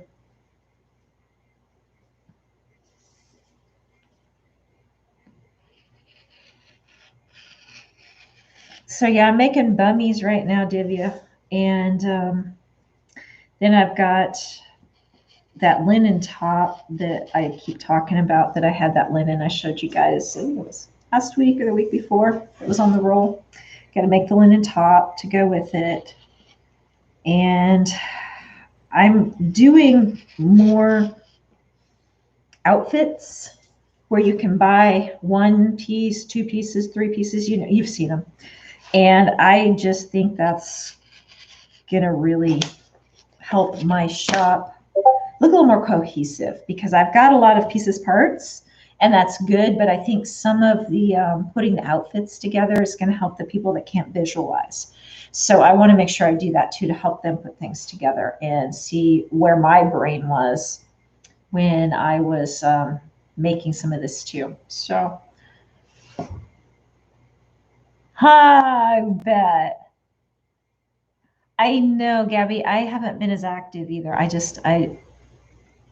I've kind of been like a bunch of us, where we're like, we want to be, but oh boy, the food section. Oh, Ediani, you're going to kill me. I know. I've been reading the stuff Jerry has been posting too. And the one that he just said now, you know, he must be talking about dessert. I'm like, oh, you guys are going to kill me. I am just, yes, I'm in. Food, please. Hey, Mia. Hey, I was thinking about you today. It's like I haven't talked to you for so long. Hey, Lisa. Glad you could join.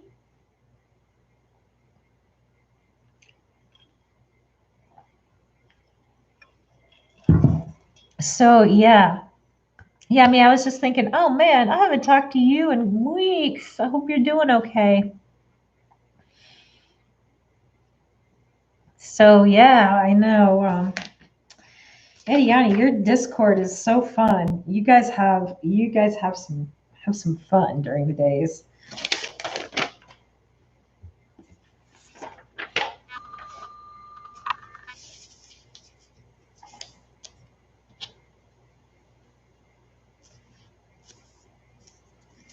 But yeah, it was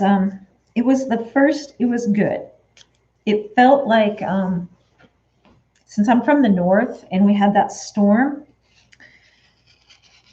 and then it got to be, 50s and 60s, and it's not humid yet, it really felt like spring, like the spring up north after the snow melts, and then that spring air and everything. And I was like driving with the windows down right after that happened, and I was like, I have missed this feel. I cannot believe it feels like up north spring. It was energizing and refreshing and uplifting. And oh man, and buddy, you can't help me. No, I know, sweet boy. I know. I haven't paid much attention to you this week.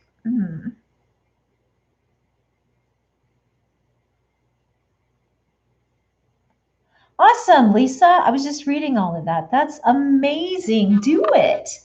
Do it. Okay, hang on. Bear, bear, honey. Bear, bear. Bear, bear. Come here, buddy. Okay, I'll hold you for a minute. All right. He's like, Mom, you haven't paid attention to me all week. You've been busy, and I want to be held. So he was trying to like crawl between the computer and the camera at me. Sweet boy. So yeah, Lisa, do it. Doll clothes. There's a little bit of that out there, but I think that's an opportunity if you know the dolls that are popular. So yeah,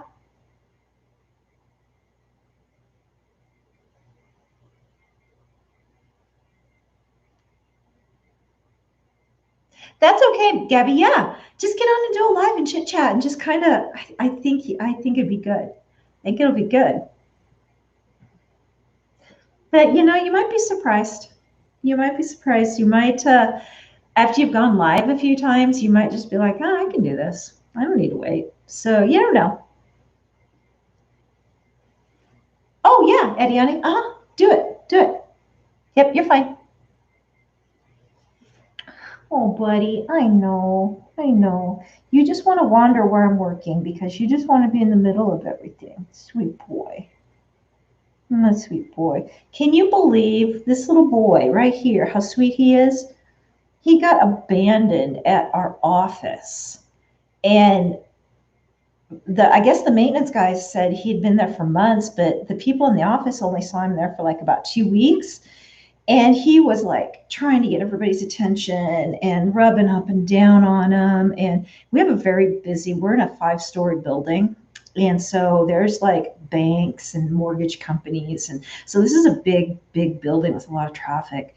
And this little guy, I'm just like, he looks like his hip, something like either he broke it or something, 'cause he's got a big knot on it. And he's not young, but he's fixed. And he's just the sweetest little boy. Usually just hangs out on the couch unless he wants attention. And I couldn't believe somebody had raised him to be so sweet and fixed him and then just abandoned him.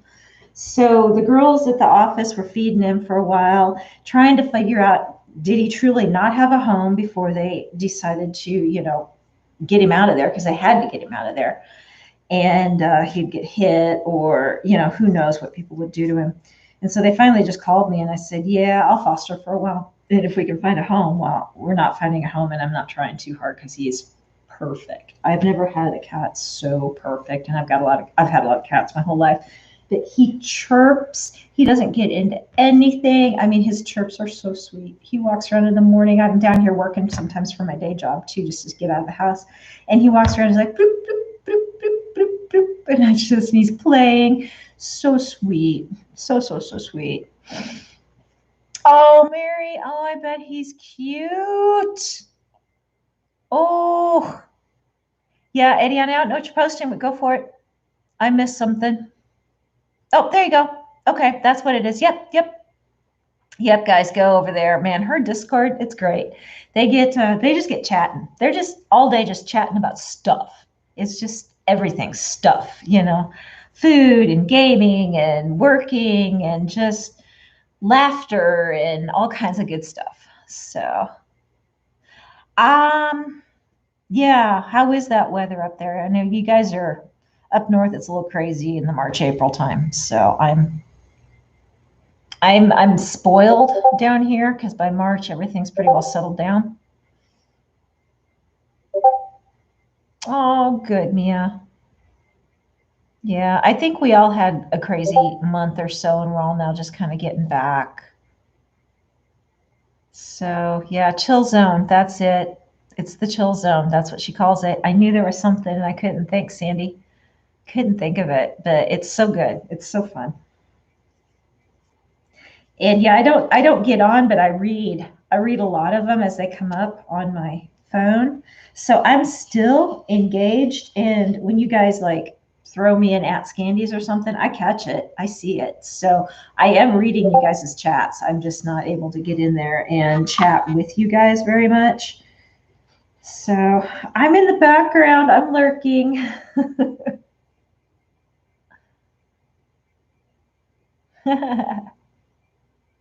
Is it, Mary? Oh my gosh, that's amazing. The frost is going to start coming out of the ground for sure if it hasn't. That's great. Of course, then it's going to be muddy, muddy, muddy. That all just comes with spring. It's all good. Man, we had a mud hole out on the job site after all that snow. Man, oh man, oh man. We've got some really good aerials though of the building and the snow everywhere. And it was really hard at first because I was like, well, the roof is white. I'm looking at snow, and then I looked a little further around and I'm like, oh yeah, there's snow on the ground. There's snow everywhere. And this is so cool because they did the aerials like one or 2 days apart. And the 2 or 3 pictures, snow everywhere. 2 days later, nothing. Night and day. It was it was like, wow, yeah, only in Texas.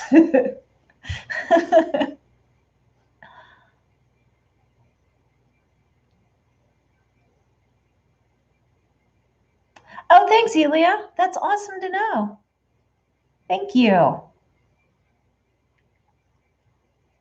You can go ahead and post the link, Elia, if you want. Oh, good, Mia. Oh, wow. Is she going to start a store too, or is she just going to play around and have fun?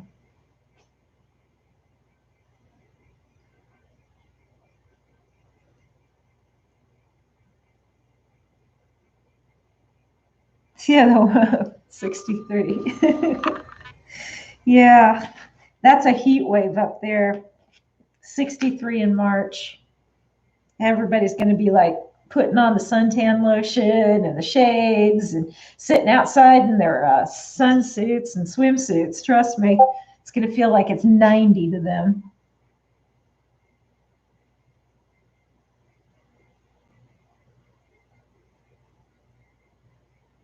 Hey, yeah, to all the new people, I think I've caught all of you, but if I've missed you, I'm sorry. So, hi, if you snuck in, and anybody that hasn't been commenting, hi, glad you came through. Hope you joined the chat. If not, that's all cool.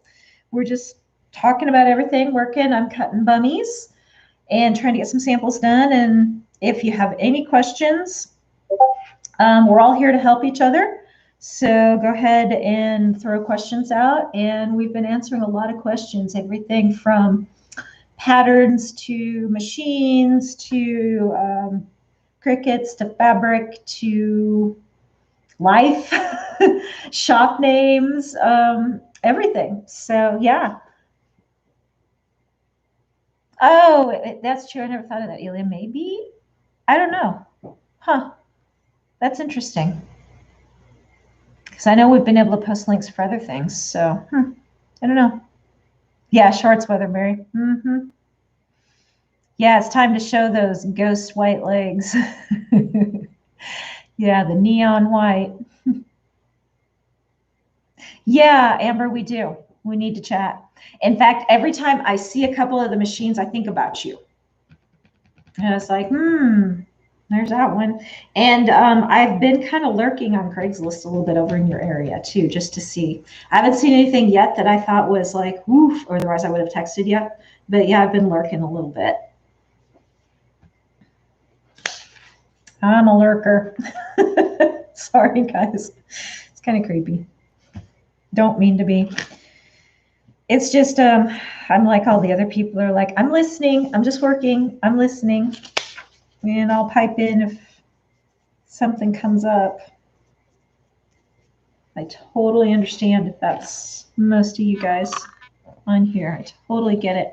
I just appreciate that you guys join and we just kind of chat and everybody has a place to be. Sunday nights are so good just to spend them with friends and wind down.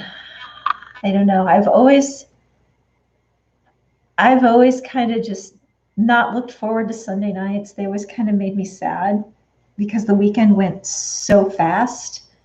And I feel like I was just finally getting relaxed, getting something done, and was ready to have fun time. And then Sunday night.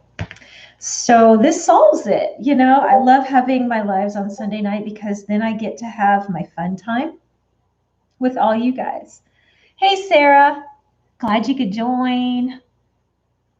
Yeah, decompress. And it kind of takes that sad Sunday night. I know the weekends always go so fast, Amber. I spend Saturdays trying to take a chunk of the time to get the big things done, like getting my car fixed, which takes all day. And it just happened that it worked out that it was on a Saturday because I tried to do it on Friday and they had to order the part. So otherwise it would have been done on Friday and I wouldn't have lost my Saturday. But I try and do bigger things on Saturday if I have to repair anything or do house things. And then that way I don't feel like I've lost 3 nights trying to do something I could do in maybe 4 hours or 5 hours on a Saturday and still have part of the day. So yeah, it's but then it makes my Saturday be gone, and then Sundays sometimes get a little crazy, and I don't get anything done until later. And then there's those naps I take on Sundays. Hey Gladys, I totally understand. Yeah. Yeah, I used to run that schedule, and that's rough. And I used to have to be in bed by 8:15, 8:30 at the latest. That's rough. So have a good night. I'm glad you joined us, and come again. I'm here every Sunday night, 6:30 Central Time, every Sunday. So come join us again. Yeah, the Four Seasons are beautiful. Mary, they are beautiful, even though sometimes they're very short seasons and others are, is this ever going to be over? And you know what season I'm talking about on the Is It Ever Going to Be Over? This has been going on for 8 months, or so it seems. But yeah. Oh, you'll talk to us again, Gladys. Even if you just come lurk, okay? Come join us, and you'll find a minute to say hi and just put us on in the background and do what you do. Become a part of us. And then I saw the best cutter the other day, and I'm sure it's been around for a while. But you know how Instagram will pop stuff up and Facebook will do that? Well, Instagram tends to do better. I'm never hardly on Facebook, so I don't like Facebook, but I have a Facebook page for the business, for both my businesses, so I have to have a personal page for that. But Instagram has these cutters where sometimes I will use these rulers. Everybody knows what these are. And I'll be cutting, but then I get to the other side, and this, you almost have to turn it to get the blade to work.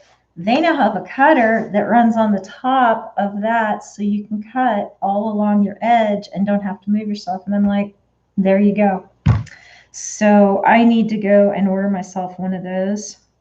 And it's a bigger one, but it's also, you can get it as ergonomic too. So it's kind of got that V. So when you push, it's not straight like this. It's already got the ergonomic part to it.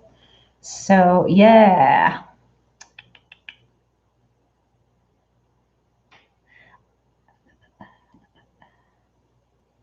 Do you have family in Michigan? I grew up. Sorry, I'm reading.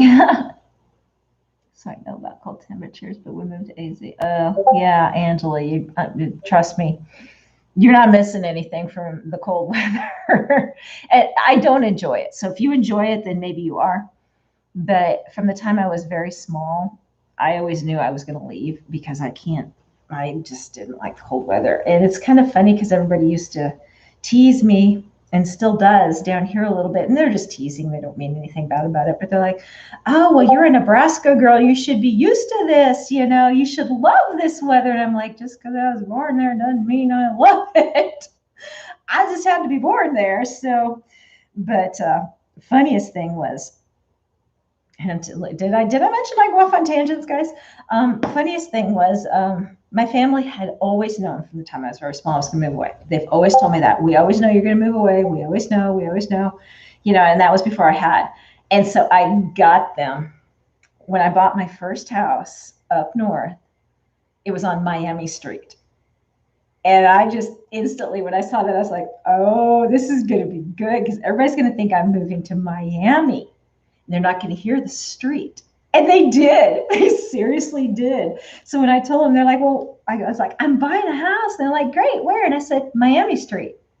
And they're like, you're moving to Miami? And I was like, I knew it. And it was the biggest joke for the longest time. So yeah, that was fun. Yeah, I gotta find it. I'm not good at those, Elia. I would love to post the link. I'm not good at it. So let me look it up this week and see if I can't get a hold of it. And then I'll post it next week on my live. Let's try that. Because for me to go and try and find it right now, probably I wouldn't find it. I'm not super Facebook good. Yeah. Yeah, when you went back during the winter, Mia, I was like, oh, God love you. Oh, I feel so bad that you were leaving the warm to go north. Oh, the things, Amber. You still on here, Amber, right? The one thing you missed. And I know this would probably be something that maybe will make your wheels go a little bit. Okay. Amber, let me know if you're on, and then I'll back up for like 5 seconds and show you. And there's a couple people that have come on that probably want to see this too. But okay, you're here. All right, so I did, and I've wanted to do this for a while, but I created a logo for my clothes. This is not the care label. This is the logo that is the iron-on with the cry cut, because I love to do that kind of stuff on the baby clothes. You know, it doesn't scratch and it stays. That way, everybody always knows where they got it too. So my first one I did, I knew it was going to be too big, and I did that on purpose because I wanted to make sure that if I had problems when I took it down to the size, I knew it was the size and not the logo or the letters or something. So this is my new logo. And I'm going to use this on some of my bigger items like totes and whatever. And then, where did I put those bunnies? I just have them. There. So then I took it down by 25 to 25%. And there it is. And it's made out of that stretch, the stretch vinyl on the cry cut. So just another idea for the cry cut. But I was like, if you don't already do that, you might, I was thinking about you when I did this. I was like, I don't know if you do this or not, but here's a thought. And I just took, the elephant is my design off of one of my mocks. That is my design. And then I just put my name with it. So just kind of throwing that out there as ideas for people. But that's right. That's the one thing we were talking about before you came on. And it's the super stretch vinyl for like activewear and stuff. So that way it'll stay on better and it won't break. You know how sometimes vinyl, when you stretch it, it'll crack. And then over time, it'll just keep cracking and coming off. Well, with logo, I really didn't want that to happen. I want it to stay. So, you know, people are like, where did you get that? It's like, well, let me look, you know, and they're always looking for the tags. So it's right there.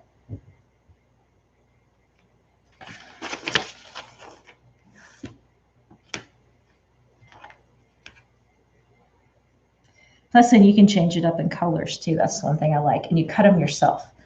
So, you know, if you want to order them, I'm not saying anything about that. I'm just thinking there's times when you need different colors. And so you can do small batches of different colors without having to pay a lot of money to get extra batches made from somewhere else.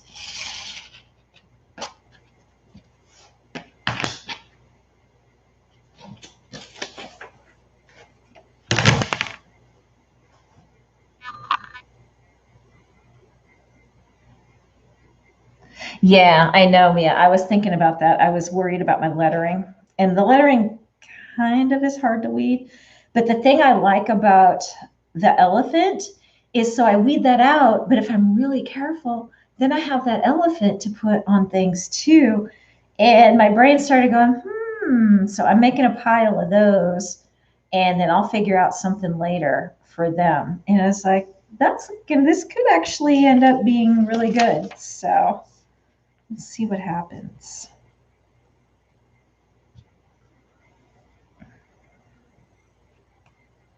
And for those of you that come in late, Gabby posted a video tonight. Finally, she's got a little surprise for everybody, and it's a fun surprise. But the weather kind of delayed her posting because she was going to post it around Valentine's Day, and then when all that happened, she kind of had to wait. So make sure you bop over there and see. And she's going to try and have a live, just a chat to see if that works for her with her situation. Going to try and have a live, just a chat to see if that works for her with her situation. She's, those of you that come in late, she's still without a kitchen, and it's going to be a little while. So I was still loading, another 20 minutes. That's okay. So just check it out maybe tomorrow, and she'll have her little surprise up. But yeah, go do a chat with her on Tuesday. Throw some love at her, because it's been kind of a rough couple of weeks for her, but she's doing really good. Girl, I'm proud of you. You're doing really good. Babies and everybody to take care of, and you're hanging in there, girl. I just wished I could be there to help you a little more. We're not too far away, but I wished I could just be close enough where I could just run over there for a little while, you know. So, But yeah. So we're all slowly getting back to normal around here. It's all good. It's all good. Now, if my friend could just get her pump to come in so she can have water. She's been without water for 3 weeks. Going on the 4th week here. Yeah, I don't know how they're doing it, but they are somehow.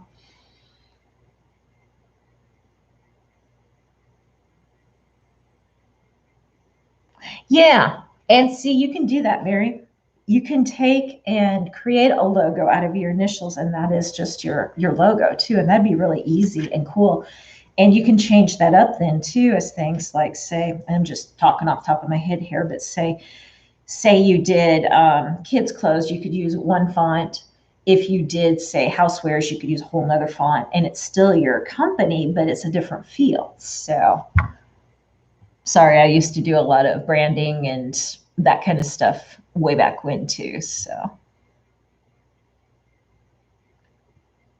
but yeah.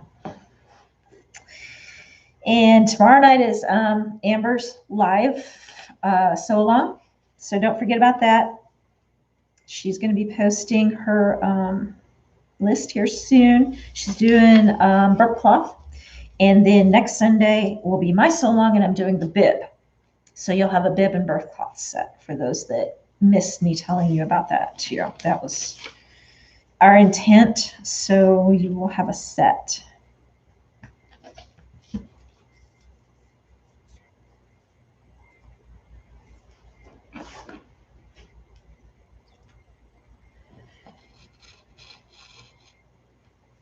Oh, good. Bear Bear went to chill. He's always got this one little, he's either laying like that or he's making biscuits. The other day I caught him, so cute, and it just warms my heart because I know enough about cats when they come from outside that they can never 100% relax and sleep when they're outside because they always have to be on guard and wake up like that. So the first time I knew he was relaxed, I looked over and he had his paws over his head, pulled in really tight, and he was all curled up in a ball and just sleeping as hard as he could. And I was like, oh, he's relaxed. He knows he doesn't have to be on guard anymore. It was such a good feeling.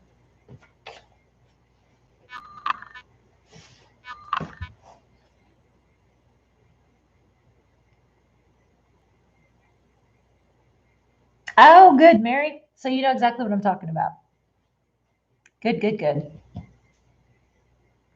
Yes, yeah, do share it, video it, all that. Yeah. And see, these are all great things that if we can all start sharing with each other, it's so good. Oh, good, Ediani. Yeah, see, this is right up your alley too. Yep, yep. Amber's going to show you that there's just little things that you can do to all of this stuff, and it takes it all up a notch. You know, it takes it to that level. And all of a sudden, the minute we show you these things, you're like, well, yeah, of course. I saw that. I knew that. It just did. It sometimes just doesn't register that that's what it is. That when you go and you buy something, or whatever, it's these little tweaks that you're seeing that you don't realize. You can do these too. These are so easy to do. And I showed you some of those on some of my patterns when we did the sew alongs. I was showing you a few of those tweaks. I may not have called them out specifically like that, but yeah. Oh, good night, Sam. You too, huh? Yeah. That's tough. It's tough when you have to get up. I'm glad you joined us. Yeah, you're welcome. We'll see you hopefully next Sunday. And if nothing else, I'll chat with you on another live too. Yeah, yeah, Mia, we are. And Gabby is hanging in there. Yeah, I was one of the fortunate ones and didn't have a whole lot of damage. I just had more of a inconvenience, I guess is what I want to call it. I mean, I was without water for a week, don't get me wrong. But it wasn't like devastating or life-changing. It was just an inconvenience. So, yeah, Gabby's is way more than that. She had a ceiling completely on the floor and lots of water damage. So, yeah, hers was pretty devastating.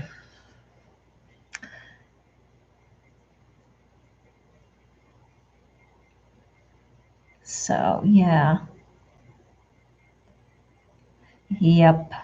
Yeah, I just, I don't know. Crazy, crazy. Crazy days, crazy days.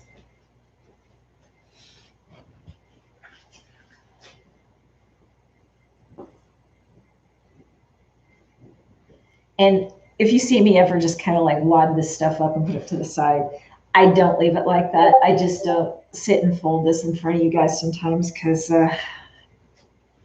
when you have 3 to 5 yards of fabric, it can get to be a little crazy trying to fold that. So I'll wait till after I'm off and do it sometimes.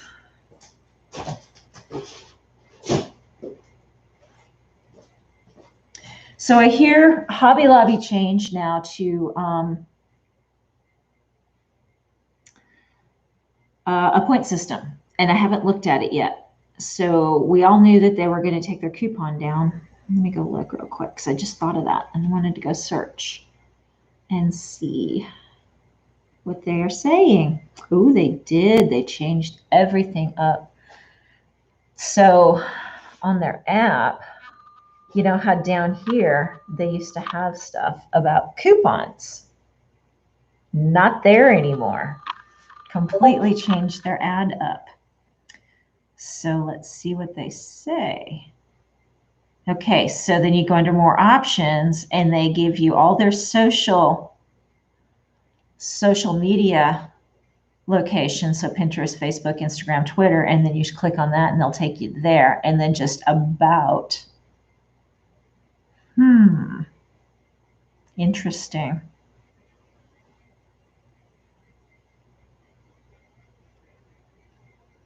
So I don't know if the point system is true or what, because I don't see anything on the app. It might just be on their website.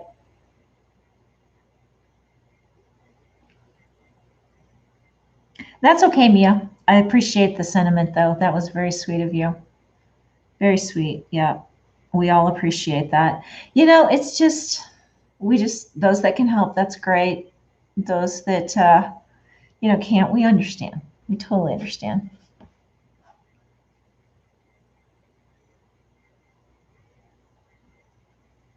Maybe. Well, Dawn, you're down here in Texas with me, aren't you? Aren't you in SA?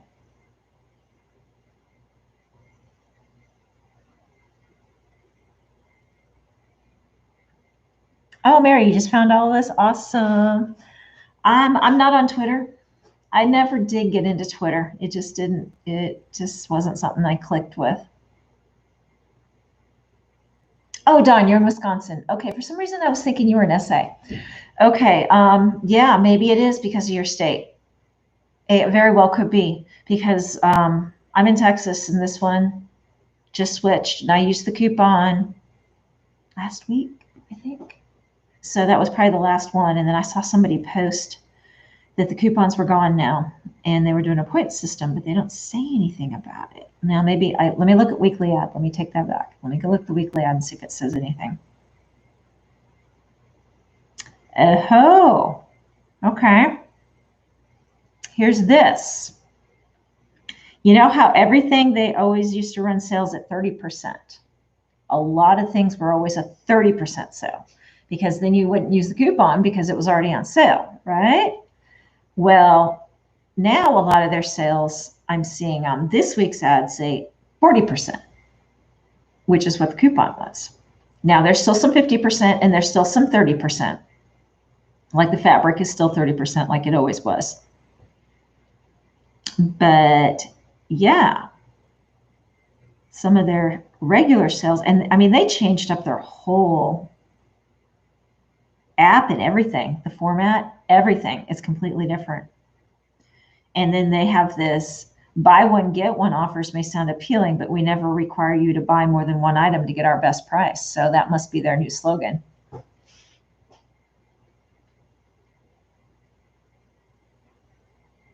Yeah, Mia, I'm got to get better at TikTok again. I was doing really good, and for me, those are easy. But I haven't been doing a lot of interesting enough stuff that I think a TikTok, and for me to do a video, so I need to start doing a few more embroidery things again, so I can start doing some more TikToks. But the TikToks are fun for me because they're quick. They're real quick, and then I just grab some music that I like and I post it, and it's done. And then I can use that video on my Etsy listing, which the Etsy really kind of wants you to do that too. That's kind of their new thing. So I need to start doing some more of those because yeah, if Etsy wants me to use them, then that's a double thing. Perfect.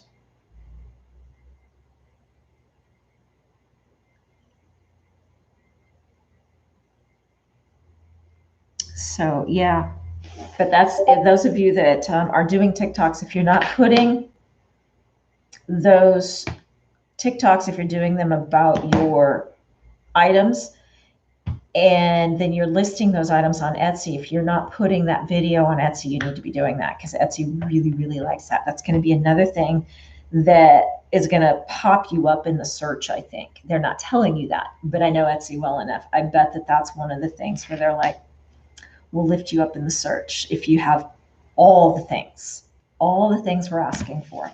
So it doesn't have to be a long video. It can be 5 seconds, 10 seconds. They're just asking that you post something about how you make it. And I agree, people like to see a behind the scenes thing. Maybe it's not even you doing it. Maybe it's just you talking to your customer about things, and change it up and maybe do that on a couple. If you don't want to do you working, you just talking, change it up, talk about different things and post them randomly with your stuff. But I think they're just trying to get that connection going more between the customer and you. Yes, and you can use them on Instagram and Facebook too. So right, Mia. Yep. Yeah, just watch your music, guys.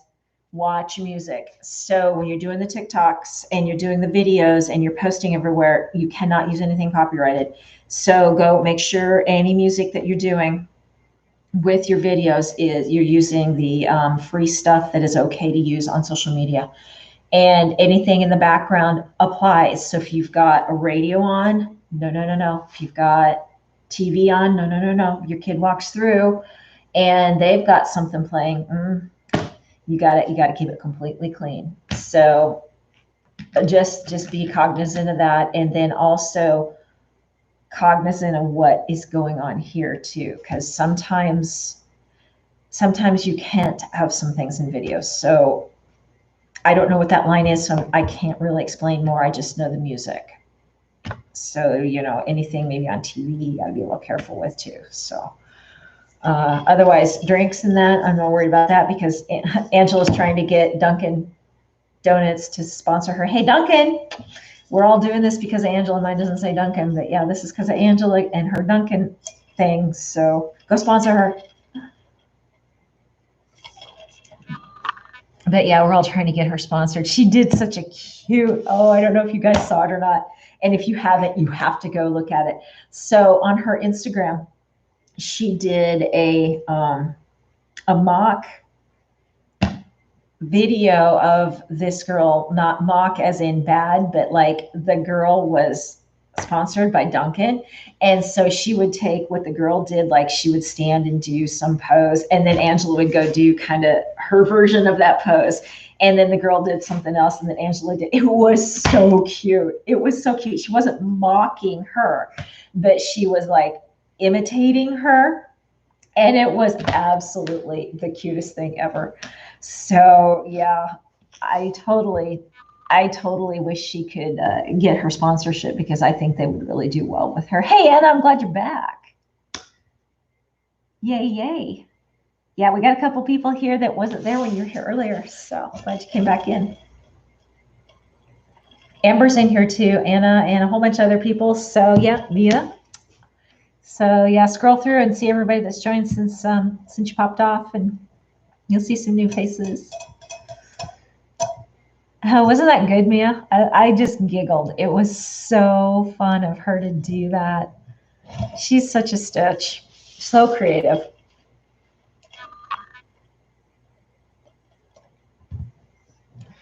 Yeah, Annie, where are you specifically? I mean, you don't have to give me like specifically, but like state or whatever. Are you Canada? I kind of get the impression you're up in Canada with Sandy, but then I could be wrong. Just from some of the stuff I've been reading, like some of your Your conversations made me think that. So you are. Okay, then I was right because for some reason, I guess I didn't realize that at the beginning. I was for some reason thinking you were stateside. So great. I was so glad that Sandy now has somebody else right up there with her. I love it. I love it. I love it. How's that embroidery machine going, Sandy? I've been meaning to ask you because I love those little tests that you were showing us. One time I saw you were doing some lettering and that. And what did you get? That was the next question. I never did find out what machine you got. I know, question after question, sorry. I don't mean to drill you. I'm sorry.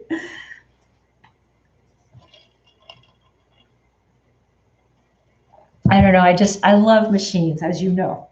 You know, if you watched my Let's Chat About My Sewing Machines video, you know I love my machines.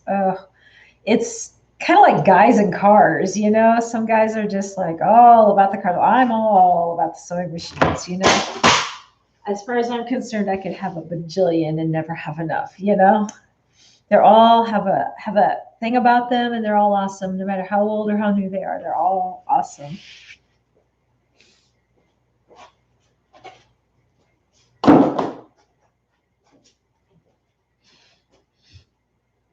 Well, at least I got 2 samples cut out. It's more than I thought because I know when I start chatting, I'm like, ooh, I'm gonna never get anything done. All I'm gonna do is talk. Especially since I was so looking forward to tonight. Oh, you got the SE 1900. Okay, yep. I know exactly which one you got. Awesome. Love it, love it, love it. Yeah, I'm glad you got this combo because I know it was hard for you to get a machine, period. So I'm glad you did that. That's awesome. Faye's up there too. Oh my gosh, I've been missing something. Where have I been? Okay. Yeah, I knew you were talking about it. And you know how the lives go. Sometimes when we're doing the sew alongs, we miss some of the chat. And it wouldn't thread. That's right. That's right. We were talking about that a little bit. I do remember that now.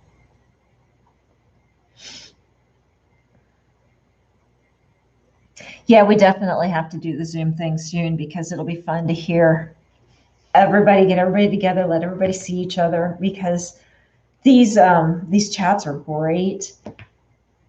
But there's times when I'm expecting you to talk back and it's not an instantaneous because it takes a while to, you know, type everything and then it takes a while for it to post and some of the chats move so quick that yeah, I'm like, oh, we got to do a live chat. Well, I'm glad you figured it out. That's good. That's good. I know sometimes it's not perfect. Sometimes that light bulb goes off later. So yeah. Oh, beach towels. I love how you're ready. It's your cabin fever and your winter time. You're just like, I'm done. I'm doing beach towels. I'm done. I need some sunshine. At least that's where I was. Man, that was this weekend, that sun. Let me tell you, it was so beautiful. It did a lot for me. It just really lifted me. It was good. It's been a tough couple of months. Just I've had a lot of problems with my car, and now I think it's gonna be okay for a while. And I've just got to make it last for probably about 6 more months, and then I'll be able to trade it off for another new to me car. I'm one of those that I put a lot of miles on a vehicle, and then I drive until they're almost dead. And I'm getting to that point where it's almost dead, but it's not. It just needs somebody to, like a mechanic, who can do some of the stuff that I'm not going to do to it to keep it going because it'll run forever. My car is perfect, beautiful. It'll run forever. It just needs somebody who can justify, I guess is the word I'm looking for, justify being able to put the money into it because they do it themselves and so they just pay for parts. I can't justify keep paying somebody to do it because it's obviously way much more. So I've just got to let it go. And I love my car, but I got to let it go. Yes, Sandy, your winters are very long. That's that 8 month, is it over yet kind of thing. And April, and you're still going, when is it leaving? When is it leaving? I feel you, Anna. I know. What, I mean, return it because you're not using it or because it's not threading? Because if it's not threading and it has an issue, maybe you can exchange it. Yeah, we would get snow sometimes in April at home too, and I was only in Nebraska. But weird fact about Omaha, and for those of you that this is kind of dull, it'll only take a couple seconds. We have, the way the winters are, we have a finger. You know how they show the models of where the cold and the snow is and where it's colder, and they'll show you the model where it's warmer here and colder here. We have a finger that comes and it dips from South Dakota and up. So Canada's included in that.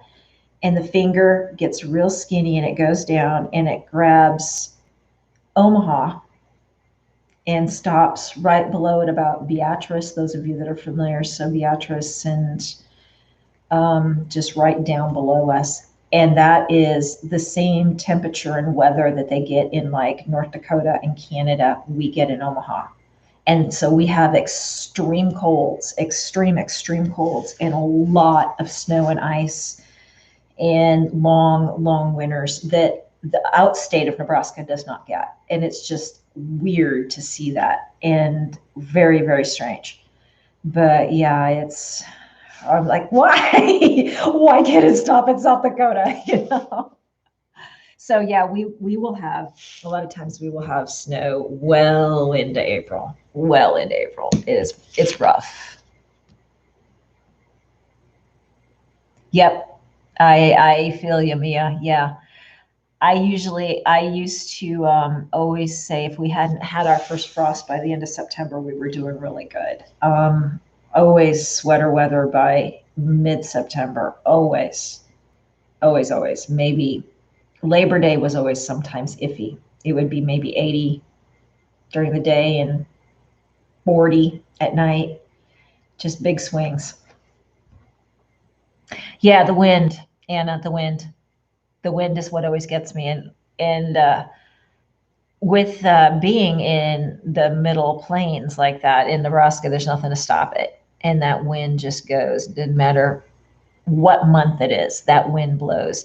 They always call Chicago the Windy City, and I always laugh because I'm like, we're the windy state. It's always blowing 15 to 20, 30 miles an hour. Always. If we would just have a real light breeze, that was very seldom. And I would be like, it's beautiful. And if it completely stopped, that's when the mosquitoes were like, whew. It's like, okay, you got to have a little wind because then you become mosquito bait. But yeah, and trust me, I'm mosquito bait. They find me from states away. Yep, and the real feel is 20. That wind chill is something else. And that's what we had down here in Texas. And so when they were talking, it was going to get down to 8 degrees. My mind instantly went to, what's the wind chill going to be? I don't care what the weather is, because that wind chill is going to matter. And it got down to, what did it? They predicted 8 with a wind chill of about 5, and I think it got to 8 or 5 degrees above with a wind chill of about 12 below for an entire day. And nothing down here is built at all for freezing weather, let alone that kind of weather. And we did not even get above freezing for 3 days. That doesn't happen down here. That's why we had such devastation. A lot of the people didn't know how to deal with that kind of weather. They're not used to it. And then they don't have power and water, and they don't have, their house is not built for that kind of cold. So then instantly, no power, no furnace, nobody's house was above 32, and they're living in this for 3 days. And so, and they don't have the clothes for it or anything. And it was really bad. It was really bad. I at least, knew how to prepare and knew how to do my Nebraska. Like I said, my Nebraska training kicked in, and I was covering windows with everything I could find because we have a lot of windows down here. Just, the weather and the sun and everything. So I'm covering all my windows, and my furnace ran consistently. Thankfully, I never lost power, but I have propane, and my house could not get above 54 for 3 days. And I'm just thinking, I've at least got heat. I can't imagine having to deal with the temperatures out there, and your house is 30, 32 degrees, maybe less. Yeah. Yeah. Yeah. Definitely, Mia. Leslie, I don't know. I don't know what the garden centers are going to be like. I Even if they brought them in, if they lost power, they maybe the plants made it just because they couldn't get nipped by the frost. I don't know. I don't know that they could bring everything in because a lot of the garden centers down here aren't really built to be enclosed. So yeah, there could be some huge insurance stuff going on. It could be really devastating for the insurance industry. And we're not going to know for a while how bad it is. There's a lot of talk about who's at fault too. So I don't know what's going to shake out. We'll see.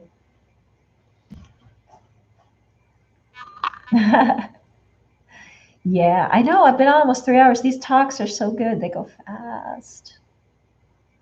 Yes. Oh, Mia, I know. When was this? 8 years ago? 9 years ago?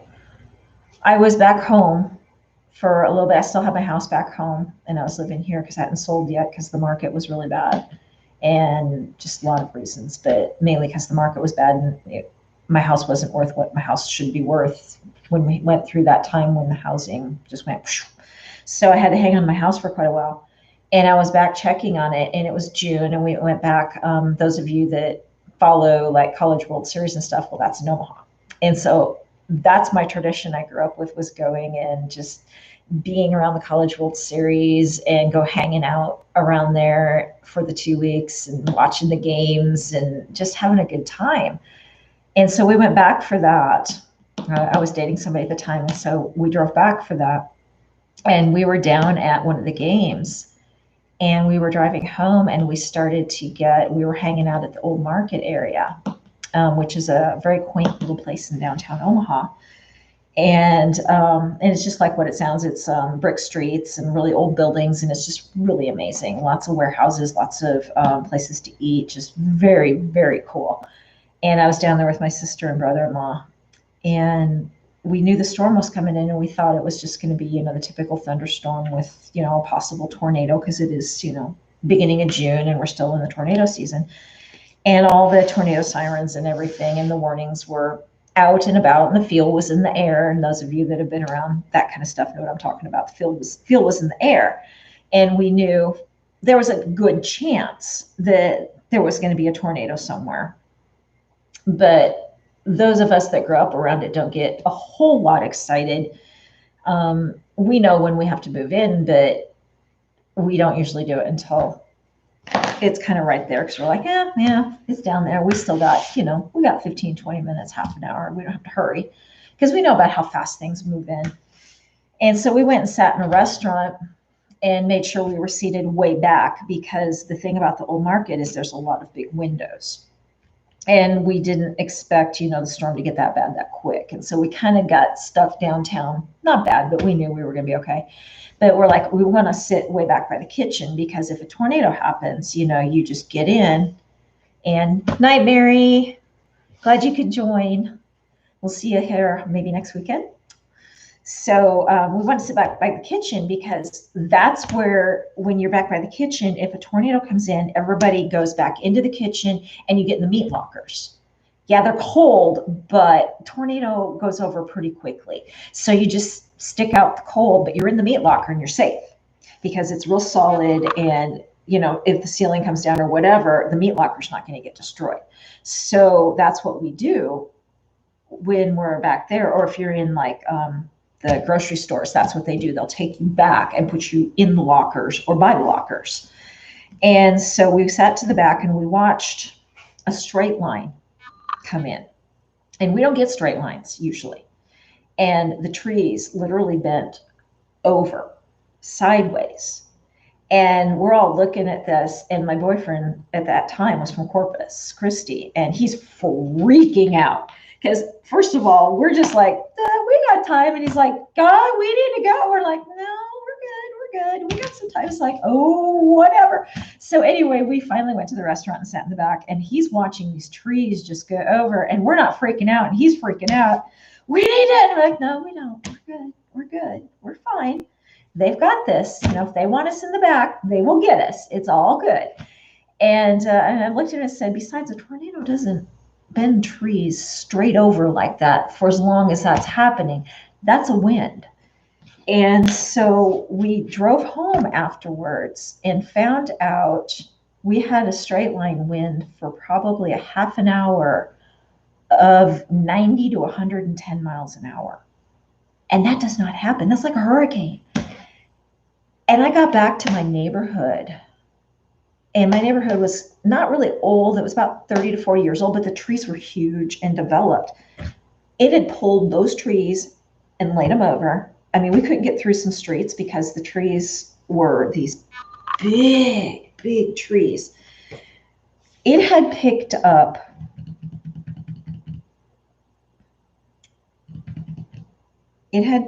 a tree. So my driveway, I was on a corner lot, and I had a multi-level. Back in the Midwest, we call those tri-levels. And so I had a tri-level or a multi-level. So it's just a house that has like 3 or 4 levels, and they're small pieces, kind of chopped up a little bit. They're very cozy and very cute. Some of you know what I'm talking about, and some of you don't. But anyway, I had my car in the driveway, and my sister's car was parked next to me in front of the garage. And I had a tree over on the side of her car. And it wasn't huge, but it was big enough. It was probably, I don't know, about that big around. So it'd been there for quite a while. And I got home, and it had pulled that tree out. How it did not clip our cars is beyond me. And threw it down the street a block and a half. It was sitting down there. And that was kind of typical all the way around. So we had lost power, the whole bit. Devastation in the town was like a tornado had hit. It was that bad, but it wasn't. It was a pure straight line. And we were supposed to leave at 6 o'clock that next morning to drive back to Texas. And I just looked at him and said, we're not leaving in the morning. I've got to clean this up because this yard is a mess. This is like a total like state of emergency like we just had, only of a different kind. And this has to be cleaned up. I cannot leave and go back to Texas and leave this like this because I've got trees everywhere. I have got food in my freezer that has to be moved to my sister's house, who luckily still had energy. And so I had to take all the stuff out of my refrigerator and take it over to her house before I left. I had to make sure everything was good. I had to get an adjuster over there to look to make sure nothing had happened before I could leave, because we have a lot of damage to our roofs usually. We always say at home, you never pay for your roof. You just wait for the weather to take it out. If you have to pay for your roof, then your house is in the wrong part of the state, because you just don't. The weather's going to always take it out right about the time it's bad enough and it needs to be replaced. So I had to make sure my roof was okay and everything. And it's just like, oh my gosh. And some people literally had cars that had been moved, and it was bizarre. It was the most bizarre storm. I've never been in a straight line like that. We just don't get them. And now we've had like 2 more since then. It's just really weird. Really, really weird. But it really made me think about a hurricane. And I was like always thinking back, people are always like, well, yeah, you know, the end of the world's here when we get a hurricane in Nebraska. And I was like, I think we just kind of had one, complete with rain. Yeah, that was just so weird. So weird.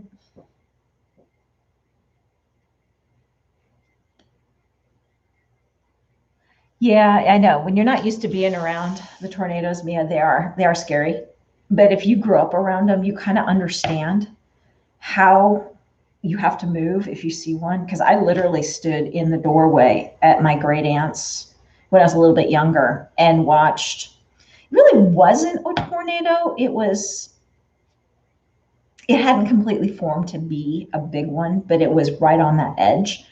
So I watched it come down and take the tree that was about 20, 30 feet in front of me. So at that point, it was kind of like a whirlwind.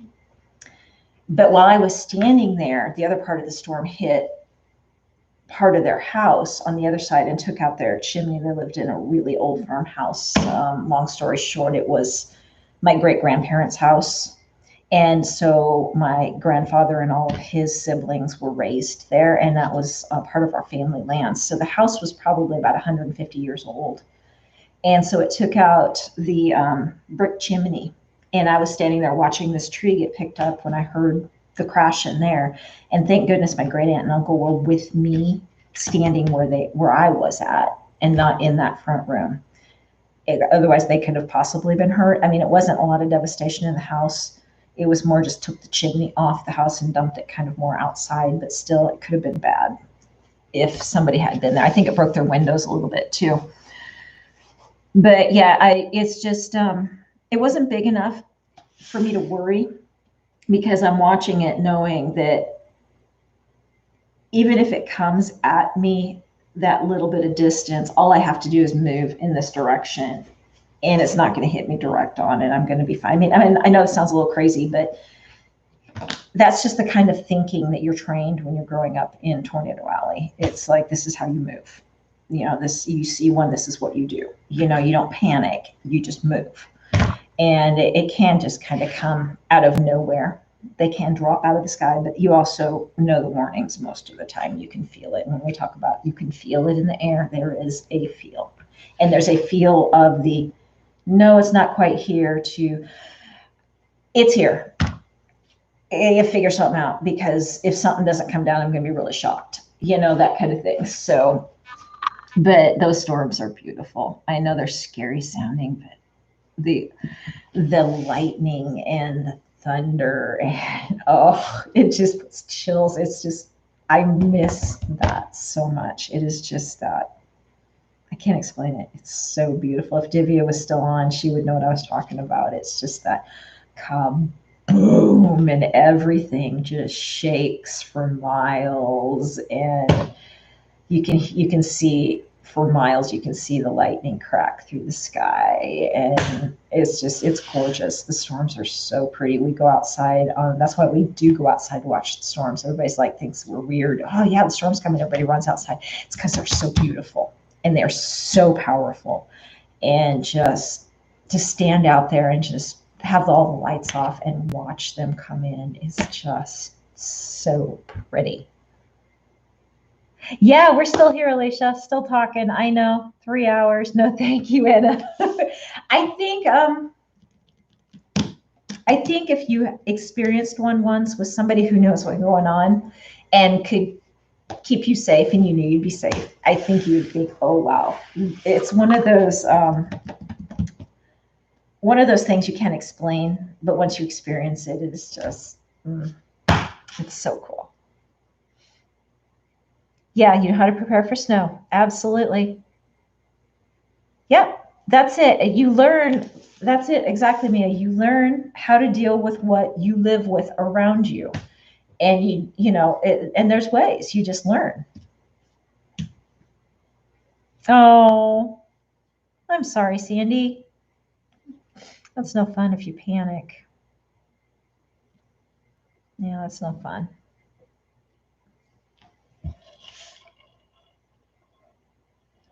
I mean, don't get me wrong. There's been times when that lightning, I swear it hit literally right outside my door. And it may have, but it might have been blocked down. I don't know. Those are the ones that scare me. Now, this is weird. I know, I keep thinking of stuff. So when I was a kid, I grew up out in the country, and we would have like we would have neighbors, but they would still be a half a mile or more away. And so our neighbor was my grandparents, and they were actually fairly close because we had the same plot of land from the family land.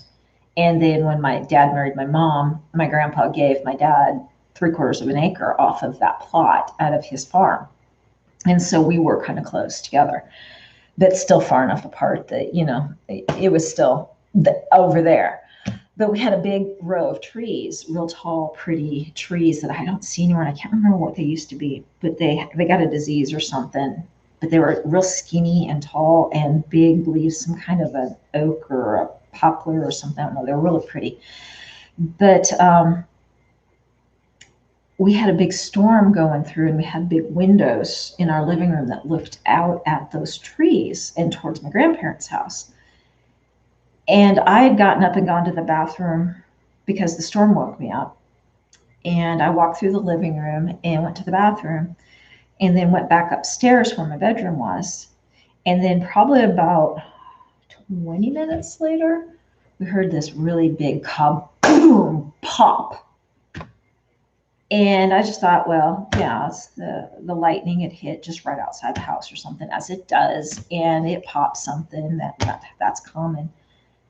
And I heard my dad get up, and then all of a sudden all the lights went on. That lightning had come through the window and hit our TV. That's really unusual. That does not normally happen. I had just walked through there. That freaked me out. I was like, oh. 10 minutes later, I could have been standing right there and the lightning came through. Great. But it did. It came through and hit our TV. I mean, the TV attracted it somehow. I don't know. I know electronics can do that. And they always tell you it can hit your antennas that used to be on our roofs, because that's what lightning protection rods do, is they go up like the TV antennas and they attract it. And then it'll go to the lightning rod and run down and into the ground and dissipate. So that's what those are, to protect the buildings. And anytime you have the old TV antennas a long time ago, that's your house was at risk of getting hit. Oh my gosh. I was like, yeah, okay. A little close. Yeah, for sure, Mia. That's why it was so devastating down here. So very devastating. Yeah, and we used to have to do that too, Mia. Now that you say that, I do remember that. We always had to turn the TVs off. Mom and Dad always made sure we turned the TVs off. The minute they'd start predicting and get in, everything off, unplugged, the whole bit. I forgot about that. You're right. So we must have not did that. Or that storm came in after we went to bed and didn't realize it. I don't remember. I was probably junior high when that happened. Yeah, we usually turn everything off, unplug everything. And that's what I did, actually, when this cold came through. I usually unplug my stuff, but sometimes I forget. But this storm that came through, when we had that intense cold, I started unplugging everything because I knew we'd had a good chance to lose electrical and the surges and everything. And I was like, I'm not going to lose my machines over this.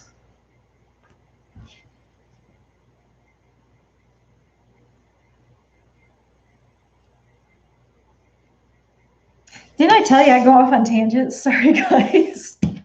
I do. It's like you start talking about something and then my brain triggers, and yeah.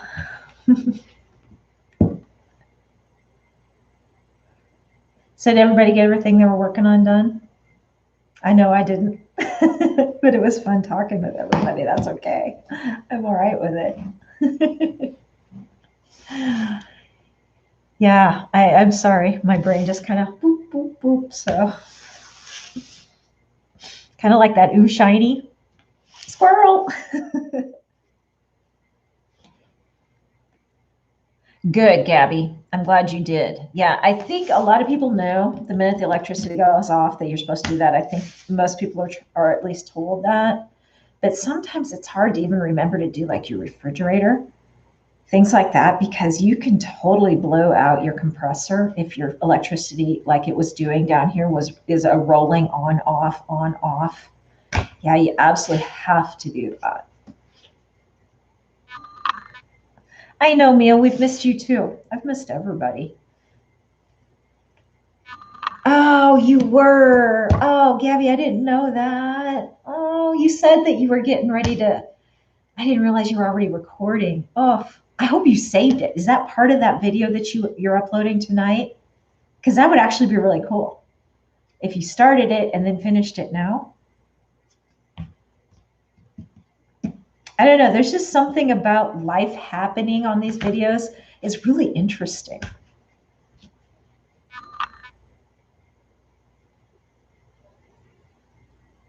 Okay. Yeah, I feel your pain. I kind of had that problem. I touched on that last week before, something like that, when I was doing those bags for my company for Christmas for our group. And my one embroidery machine decided to have a problem, and I had to go finish on the other, and I was panicking, just panicking until I realized it's good. The other machine's going to be fine. We'll get there, because I had like, how many bags did I make? 9 or 10. And I think I still had 3 to go. And I was like, no, this is not fitting into my timeline, because my timeline is tight. You know, I've got to have everything working to make this happen. And I have to get them all done or none. You know, that's one of those where you just don't, oh, well, I'll get you yours, because I won't see these people again. So I had to have them all done. Oh, yikes. Oh, good. Good, Gabby. I'm glad you did that, because that is so interesting when life happens and we allow that on our videos. It's really cool, because that just goes to show that everybody on social media tends to, not everybody, let me take that back. I'm sorry, that was a wrong term. A lot of people on social media will kind of edit out their life because they don't think that's interesting. And it's very interesting. I think when we let life happen and let people see that life happens to everybody, I think everybody really likes watching that. It makes them feel like, hey, it's not just me that happens to. So I know social media gets a bad rap for that. And I think it's not necessarily that people do it on purpose for not wanting to show it and wanting to look perfect, more so just they probably maybe just don't want people to think life happens to them when it does. So, or they think other people don't have life happen to them when they think it's just for them. So anyway, okay, tangent, squirrel, shiny. Yeah, I know. We all, I think we all needed these lives and these chat times. All of us needed it at the same time. I don't know if it was pandemic related or whether it was the connecting, because we all do this, and we need somebody to chat with to help us get through some of the bumps that we're hitting, and just need a real quick, hey, how do I fix this? And I think it's a little of both. I think it was the pandemic and the needing the support group to help us with some of our things that we would keep running into. Yeah, life is hard, Gabby. And it seems like the last 5 years, it just, at least for me, it seems like the last 5 years have been exceptionally compared to before. It's not necessarily that it was exceptionally hard just in general, but it just kind of seems like, oh, this happened and that happened and that happened. And it's not like it was these major events, but it was just like one after another, after another, after another, after another. And I was just like, whoa, wait a minute, let me breathe, please. You know? So I don't know, just need a small break once in a while. So that's what these nights are for. These are those breaks.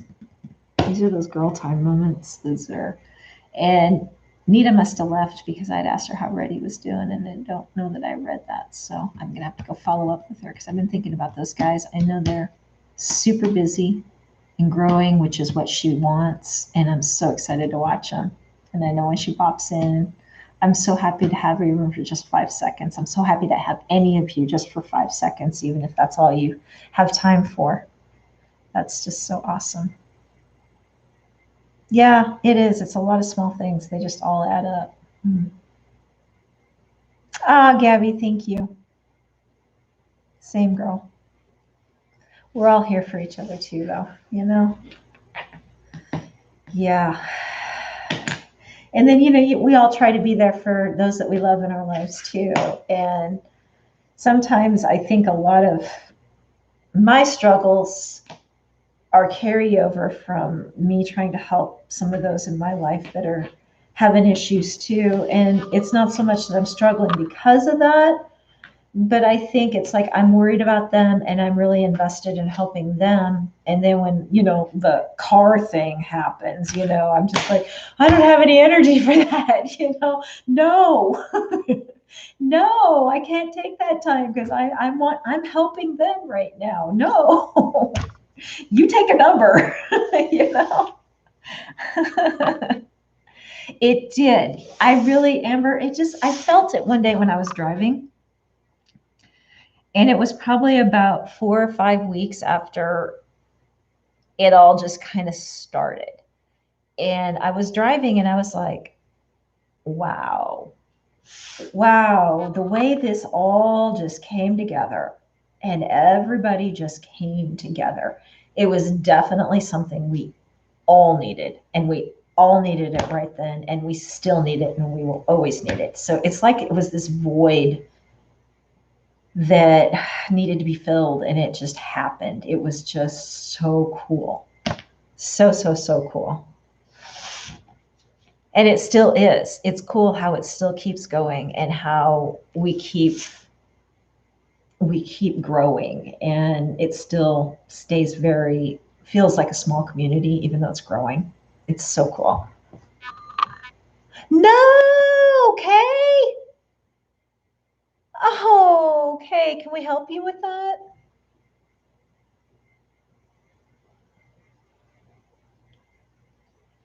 Okay, if there's anything, even if we can get on and help you figure it out. I know you're probably tired and you're going to go to bed now, but even tomorrow, if any of us can FaceTime with you to help fix things, maybe that's all it takes.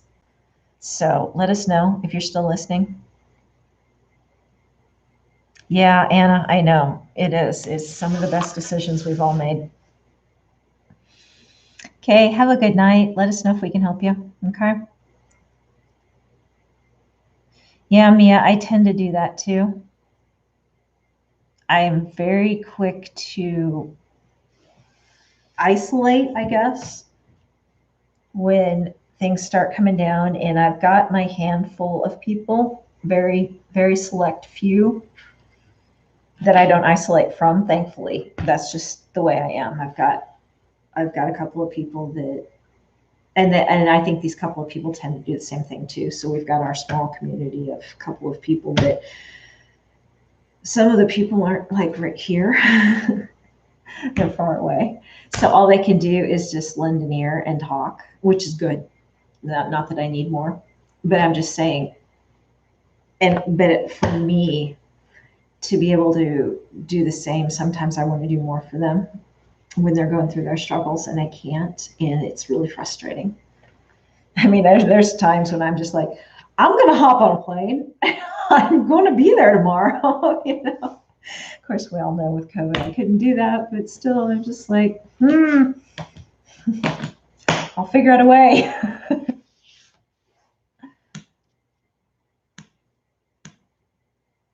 But Anna, we're glad that you joined. Wouldn't be the same without you.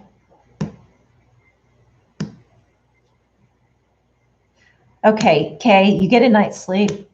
Maybe that is all it is. And if you need any of us to help you out, please let us know. Because it might be so simple as sending a video, and we can look at the video, or we can even get on with you real quick, because I know I got on with you that one time and we were looking at something. So just let me know, or let any of us know. Night, Angela. Thanks for joining. That's okay, Mia. You don't have to share if you don't want to. Sometimes just knowing that we're here and we know that, you just need to be, we're good. You don't have to share. But if you want to, just know we're here. Or if you want to share one-on-one, it's all good too. We do a lot of that also.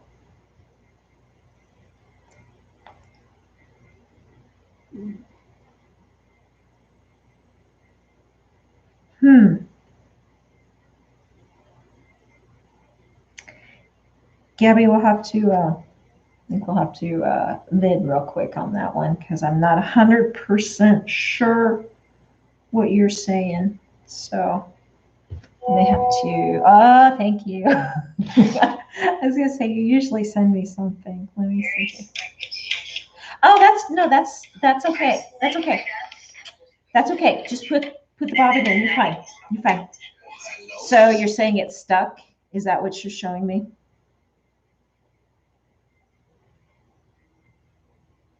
I don't know. I may have to,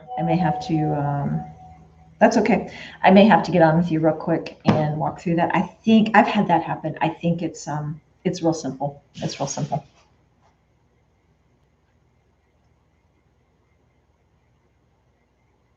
Hi, Pia. Oh, thank you. No, that's okay.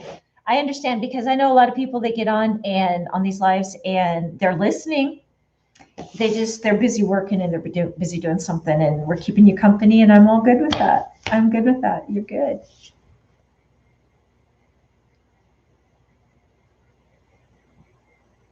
Yeah, okay, that might be all it is too. And maybe you just need to clean it out really good. Another thing too, real quick, if you're still on, Kay, rewind another bobbin. It might be your bobbin.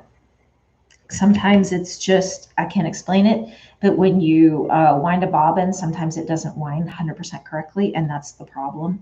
And so the takeoff, there's something messed up with that tension, and it's just gonna be that way. And so if you find out it works with another bobbin that is rewound, you can take the bobbin that wasn't working and pull, wind from one bobbin to another, just like you would if you were going to take it off of the thread, off the comb.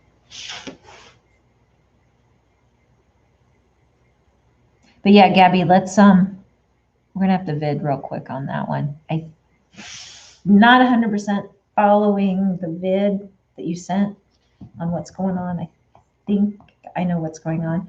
Oh, it didn't work. Okay. Serger or sewing machine, Kay? Or both? You said both of them went down. And that wasn't it. Okay.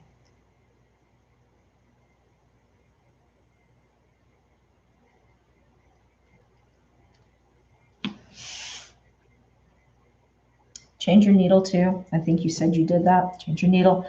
Pull your thread completely out and rethread it again. Do all those things. An unhealthy noise. Okay. Again, serger or sewing machine, okay?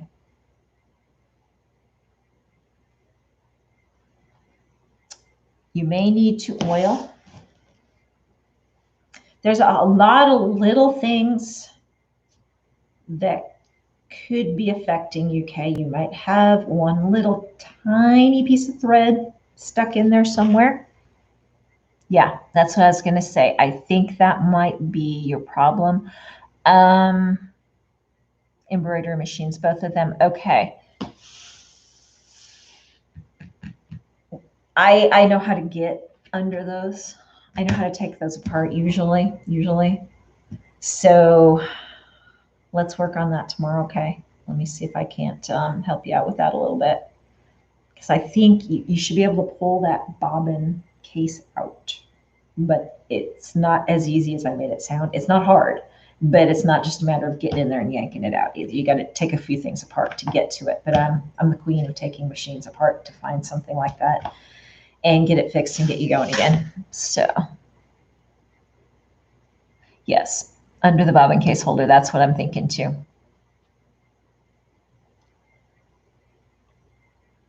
Yeah, and see, a lot of times when you start oiling it too and start getting in there with the air, and I know there's controversy on both sides of that air.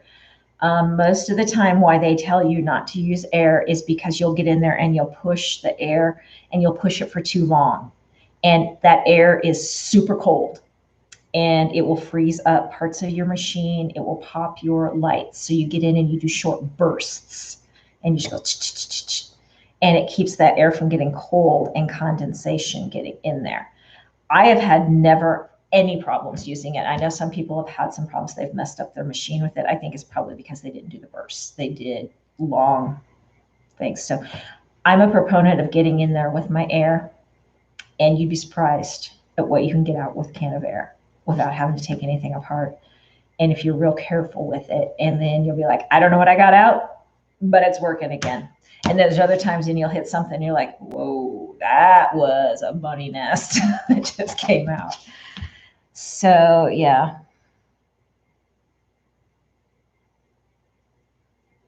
Yeah, if you haven't ever taken them in and gotten them serviced, Kate, wouldn't hurt once a year, because they get in there and they clean everything out. They oil it, they adjust everything, they get it working real good. It's that in between service times that you should at least be able to figure out how to take things apart and fix, because you don't want to keep taking them in just for one little stuck piece here and there when you can get it out right away. Hey, Nara. Yeah.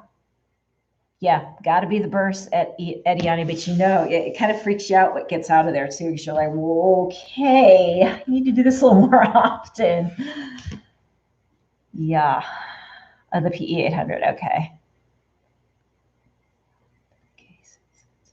Yeah, okay.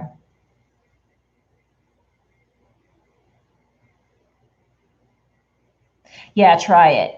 Like I said, short bursts, real short bursts. And here.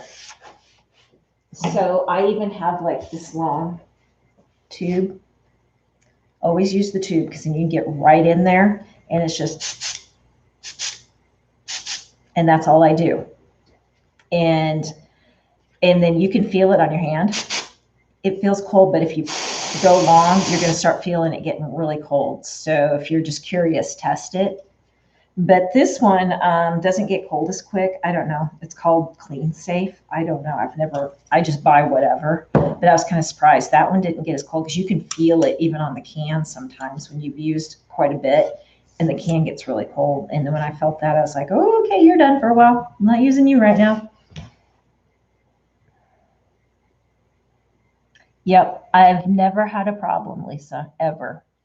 And I know some people have. So I know it's real controversial. So as Cindy says, don't come after me. That's just my opinion. Yeah, Kay, I get you on that. Just have to, we have to teach you how to do it, because it's something everybody who has machines really needs to know how to service them. I know Angela talks about it a lot, and it'll save you a lot of money. You really have to learn how to take them apart and do simple stuff, and even just the cleaning. And if you're afraid to use the air, you can get in there with a big fluffy brush and really clean out a lot of that lint as well. So yeah, that stuff saves you a lot of wear and tear on your machine, and a lot of money when you learn how to do that. And it's simple. Most of them are super simple. You just take off one piece and it gets you right in there. So, and then you can look at things and go, okay, I'm not touching that, and that's okay. No big deal. You don't have to get in there in each little piece. You can kind of look around. I get in there with a good light, and I use my phone most of the time for the light, and I can shine in there and I can really see, oh, wow, there's a little something right there. Let me try and get some tweezers and pull it down real carefully or something. So yeah, yep. It's easy. The first time is scary, okay? Don't get me wrong. It's scary. But if you're real careful, the very first time when you take some screws out and just kind of real carefully take them apart, some of them don't come off real easy, but you can tell if something's attached or not. You'll kind of get it. And if it's not attached and it's just because it's tight, then you know you can wiggle it a little bit and you'll get there. You'll get it. Yep, Jesse, exactly. Record everything you're doing if you're scared, so that you know how you took it apart. So when you go to put it back together, you can just watch the video. Absolutely.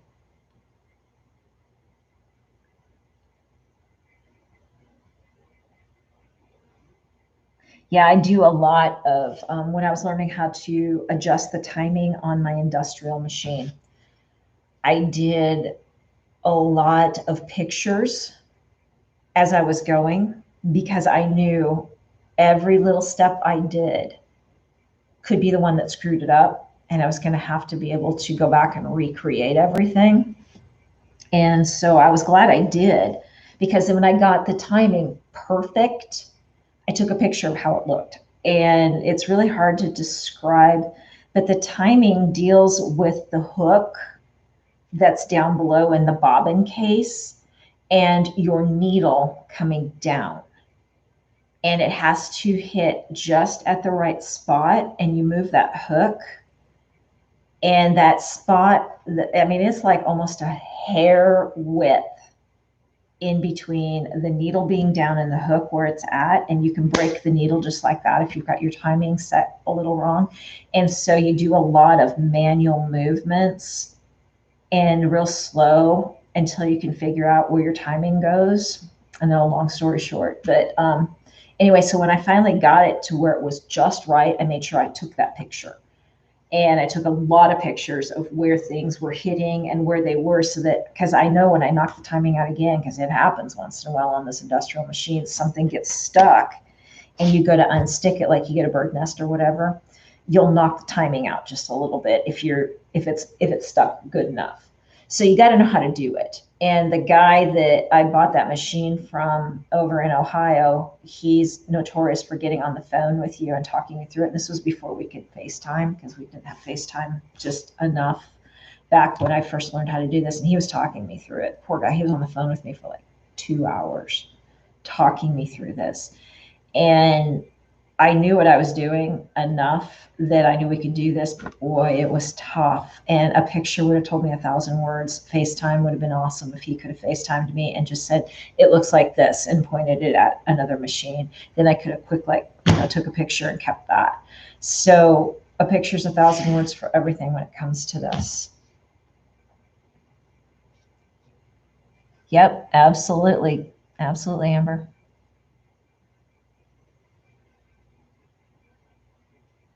Yeah, Jassy. Yeah, I am too. I've learned not to be scared of it. Yeah, and I don't know how to put timing on sergers. That's the one I'm not familiar with. So if your timing's off on your serger, yeah, you take it in. But for the industrial machines, they're easy. If the timing got knocked out on my embroidery machine or something, I would have to take it in. I wouldn't. That's got too many computer parts and sophisticated parts. The industrial machines are super simple, very few parts. So I wasn't worried about trying to figure that one out on my own. You okay there, Bubba? What's going on back here? What's going on? You good? You okay? So yeah, he was just coughing a little bit. They always worry me when they cough. But yeah. Yeah, Jesse, again, a serger, I still think I would take that in. That's a serger's a little more complex. I don't know that I would mess with that one. Yeah, Gabby, you go. You go, girl. Yeah, once you've done it, okay, it won't scare you as much, because when you get in there, even the computerized machines now, they're not as scary as you think they are once you get in there. Yeah, there's a lot of pieces of parts in there, but they're not that scary. Most of the cases, too, I've noticed, if you've got the plug-in stuff, I was always worried on my big brother that I've got. It had this end piece on the front end that looked like a cable was supposed to connect into it. And I was like trying to take that front case off one time to get in there and clean it and fix the problem that it had. And I was like, oh my gosh, this is connected. It wasn't. It took me the longest time to realize the way it looked made it look like it was connected to the housing piece, the frame, the part that I was trying to take off, when in all reality, it was just such a tight fit that I had to wiggle it to get it off. and that housing is around that cable plug-in part. And so once I figured that out, then I wasn't scared.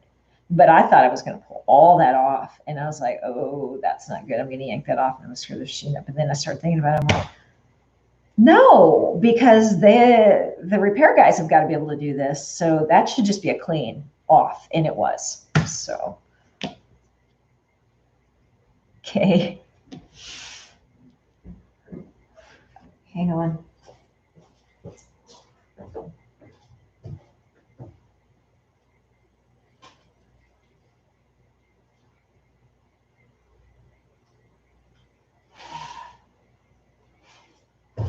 Oh boy, I've got to get both those boys fixed. They sound like they are just going at it out there, and I keep trying to get both of them, and they're the ones that are evading me. I'm gonna have to get a drop trap. I've been trying not to do that because I don't like trying to transfer them into a cage. It's hard to do by yourself, but I'm gonna have to do it. And I'm talking TNR right now for those of you that I've lost. Again, squirrel, but I've TNR'd so many cats that I've had to use drop traps, but I've always had help, and this one I'm not gonna have help with, and it's gonna be a little tough. So I gotta figure it out. But that's the only way I'm gonna get some of these guys.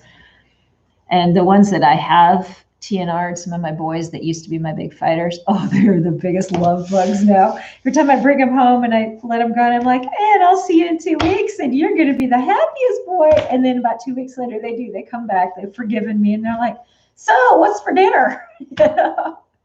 And I usually eventually end up being able to pet them because they hang around me enough. They start trusting me. Not pet a lot, but they'll let me touch their head or something. So I'm just like, see, I knew you were in there. We just had to take care of the hormones.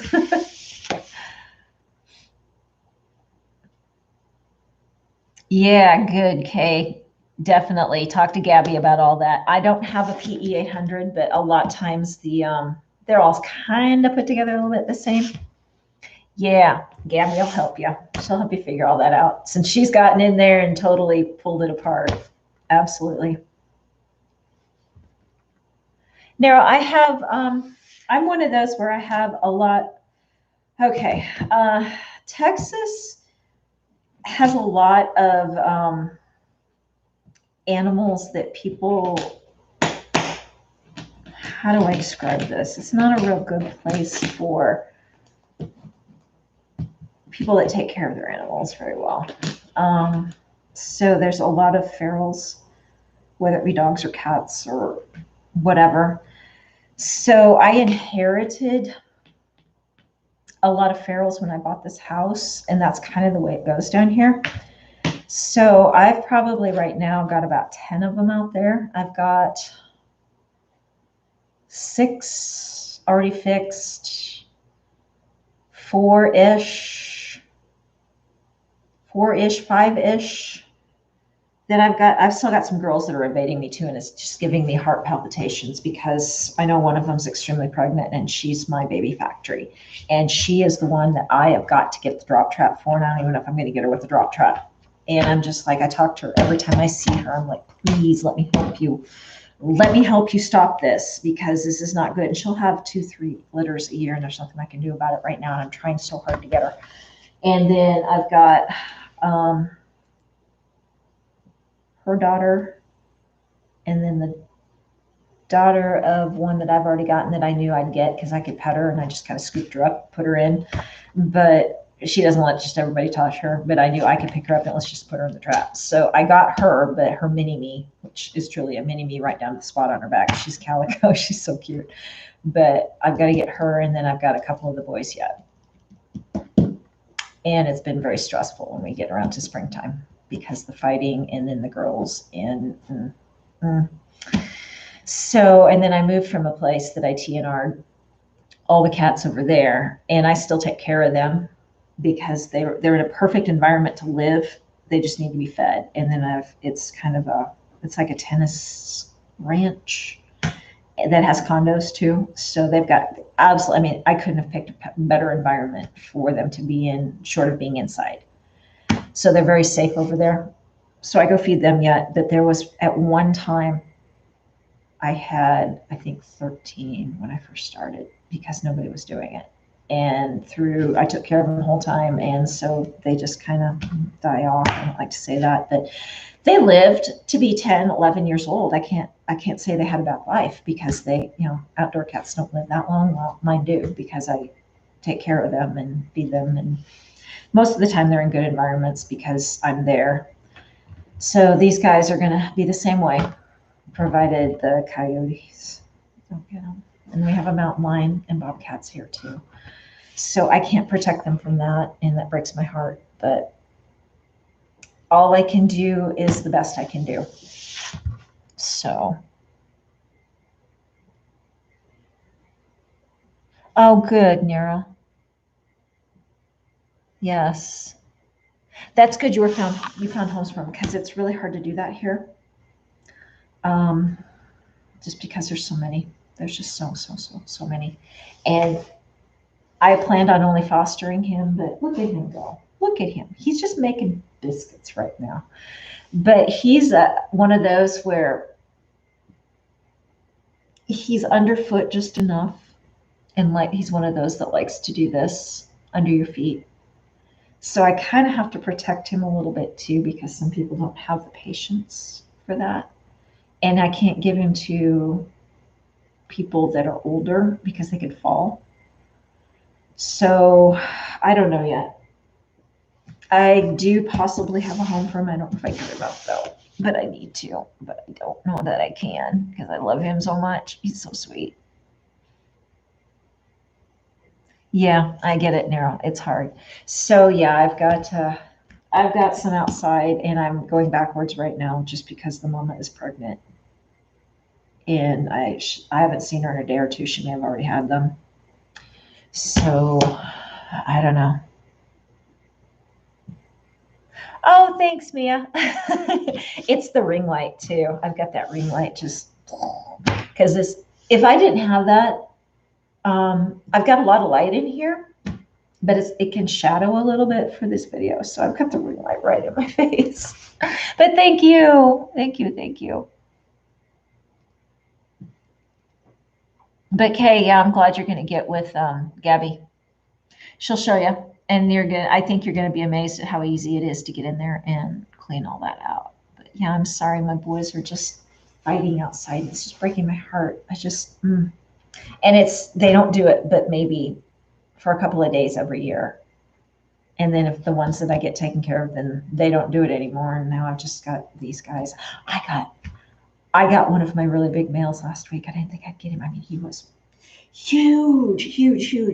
And he just walked right in the trap, and I never thought he would. And poor little guy. I feel so bad, but I'm just like, every time I pick them up and they're in the trap, I'm like, I'm really sorry, but it's going to be so much better in 2 days, and you're going to be good, and you can just be a cat and just relax and have a really nice life. And all you got to do is eat and sleep and play and purr.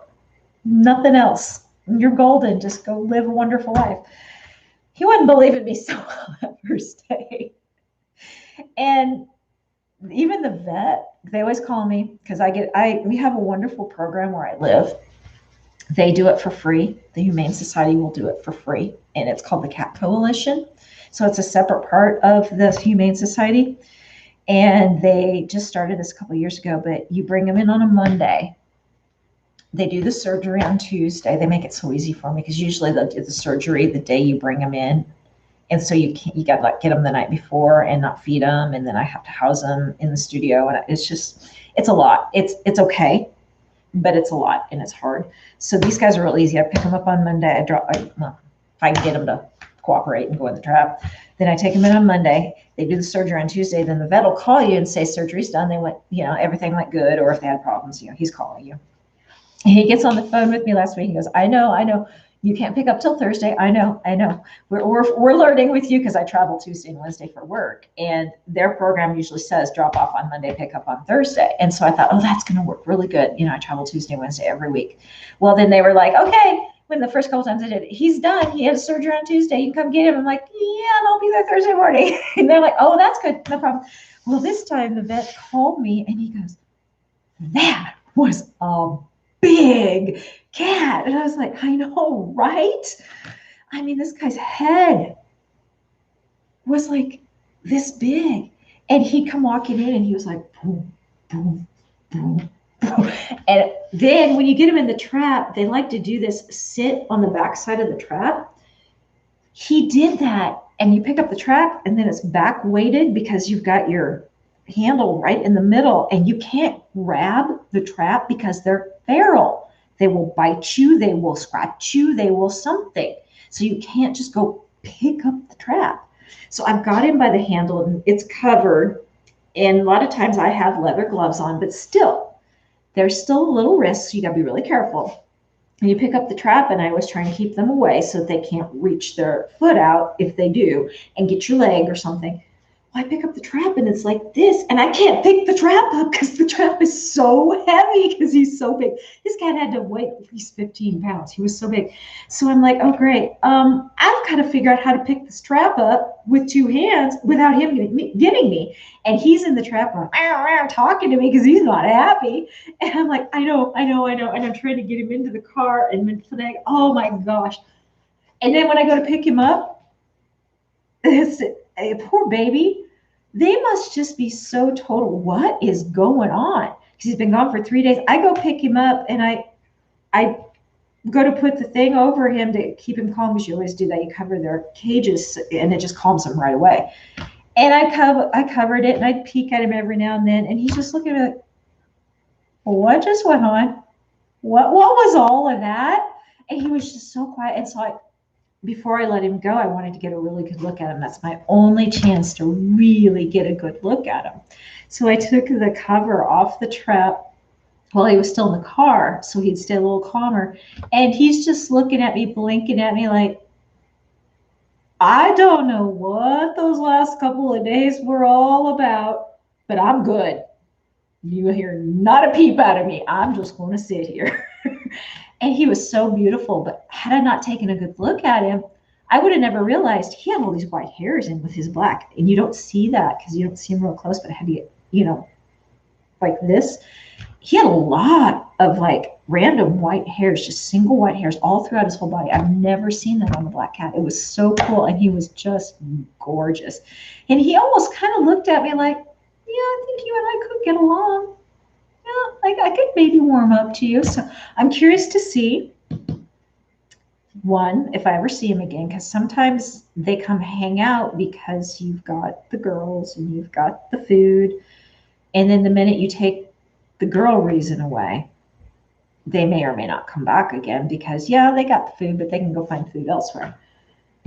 So I'm curious to see if he comes back. Most of them usually do on the guys. The girls always do. The girls always hang out. They're always back. They're like, yeah, I get it. You got the food. You got the pad. You got the water. We're good. But the boys sometimes have come from other places. I've got one, Milo. He's so sweet. I could pick him up and love on him, but not everybody could. But he was just real sweet, always coming up and meowing, and hung out with me in the studio after I had him fixed. I mean, I literally opened the cage and he just walked out of the cage and sat down on the floor, and I had the doors wide open for him to leave.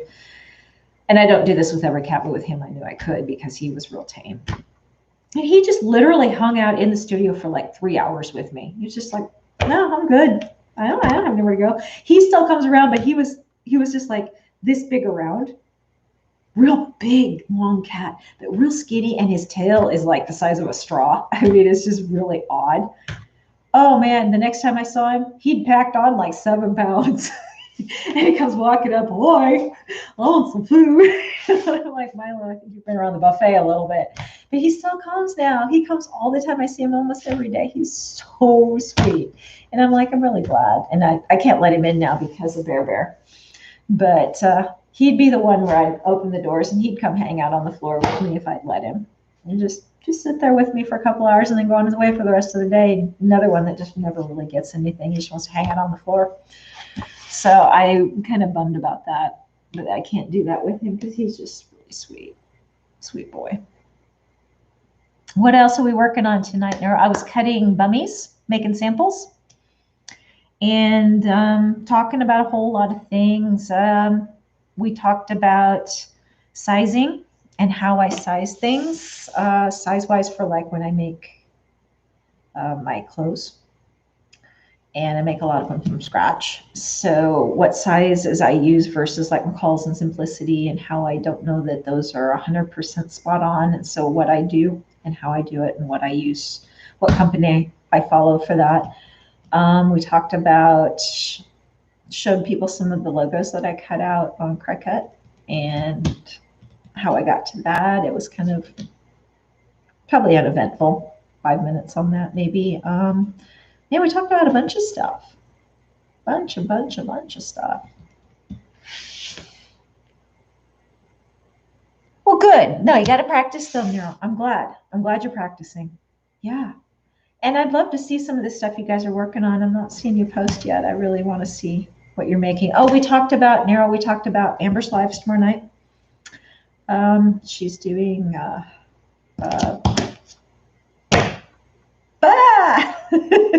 yeah, she's doing the burp cloths. And then Sunday, I'm doing the bib to go with the burp cloths. So next Sunday is my sew along. So you'll have a set, very simple. And Amber's going to give you some tips and tricks on how to make it look real professional. So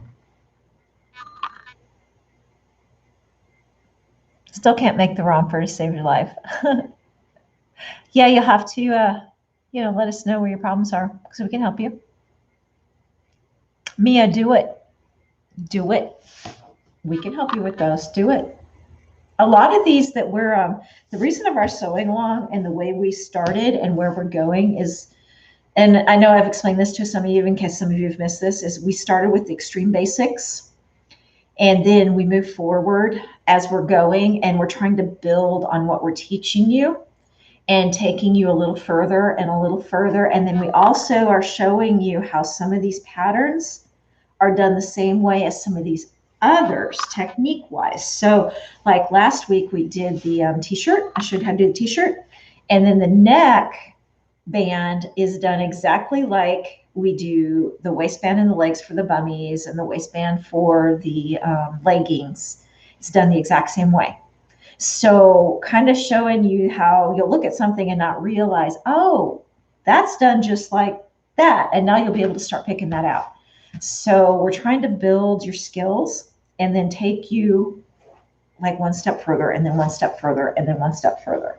So keep practicing, guys. And then Mia, some of those patterns that you've got in there might have some of these skills we've already taught you, just maybe in a different form. So you can start breaking them down a little bit when you look at it and say, oh, no, okay, I'm reading through the pattern, how to do it. Now I see that. So yeah, oh, I get that. I get that. Yep. You should. That should help, Mia. That really should help.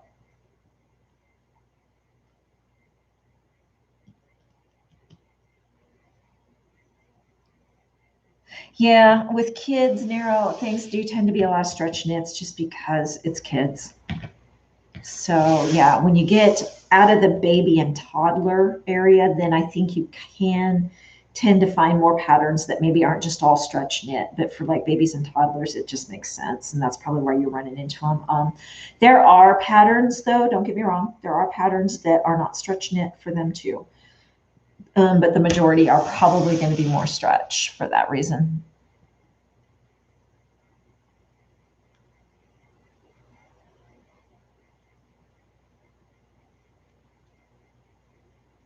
Yeah, I mean, I think that will help. Make sure you advertise your sales to everywhere that you are on social media too. Make a big deal out of it. Maybe say why you're running a sale. And then also the other thing that I've been doing I've done it on both shops, but my yarn shop, I finally had the first one happen for this, but there's a place in Etsy where you can go in where there's discounts and sales and coupons and whatever, and you can elect to have Etsy send them a discount if they liked something. And then after like 48 hours, they'll send them a code for like 10% off or something if they come back to your shop and buy. And then there's also one other thing I had. It says on there. So if you go in there, there's like 2 things you can elect. So I finally had one coupon redeemed from somebody finally for my yarn. And it comes in as just, it says discount. So the sale came through and it had the price and then it had the 10% discount. It just says discount. And so I wasn't running a sale or anything. And I was like, and then it dawned on me, I'm like, oh, that's one of those coupons. Good. Finally, somebody used it. So it took a little bit, but it did work.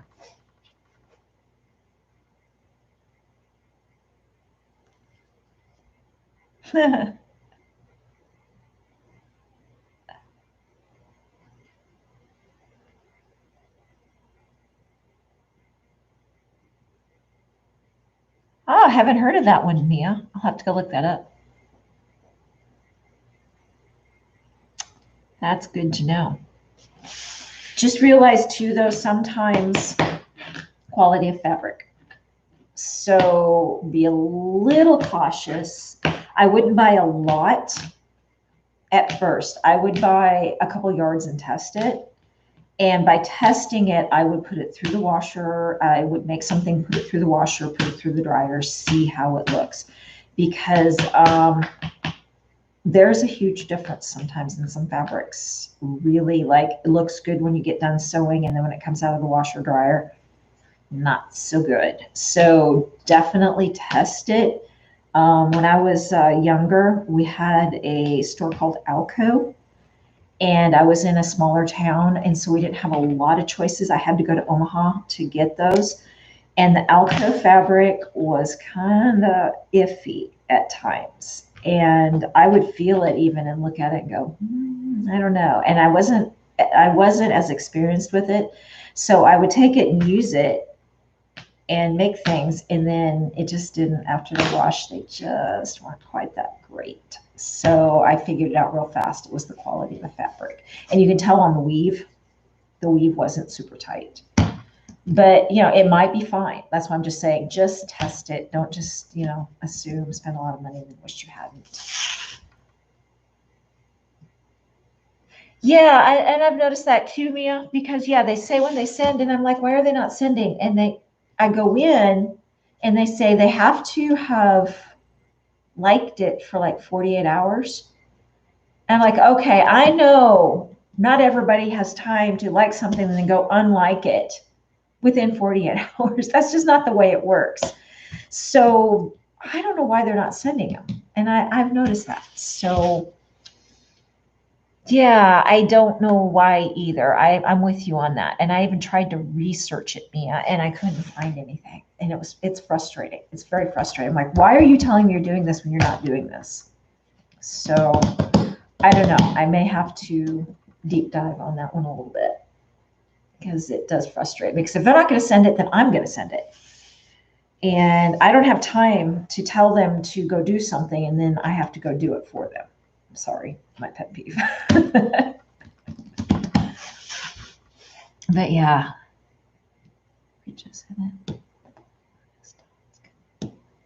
Okay, yeah. Let us know, Mia. Let us know. Mia, why don't you do that too, though? If you've seen it, it's in people's carts and it stays there. You can see, maybe, if you can see whose carts it's in. I don't know. I don't think maybe you can, now that I think about that. I don't think you can. Yeah, okay, I don't get it. Okay, and then it is kind of a thing. I'm gonna go search the forums, the Etsy forums, and find out what's going on, because I'm sure there's going to be some forum I can get on and ask a question about that. Those forums are invaluable. If you guys haven't found them, you can find just about anything you need to know on the forums. And it's like this, somebody will come in and answer for you if you can't find it. So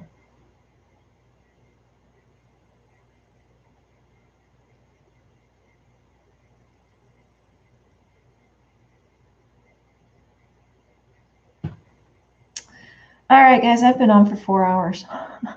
I wasn't planning on being on for 4 hours.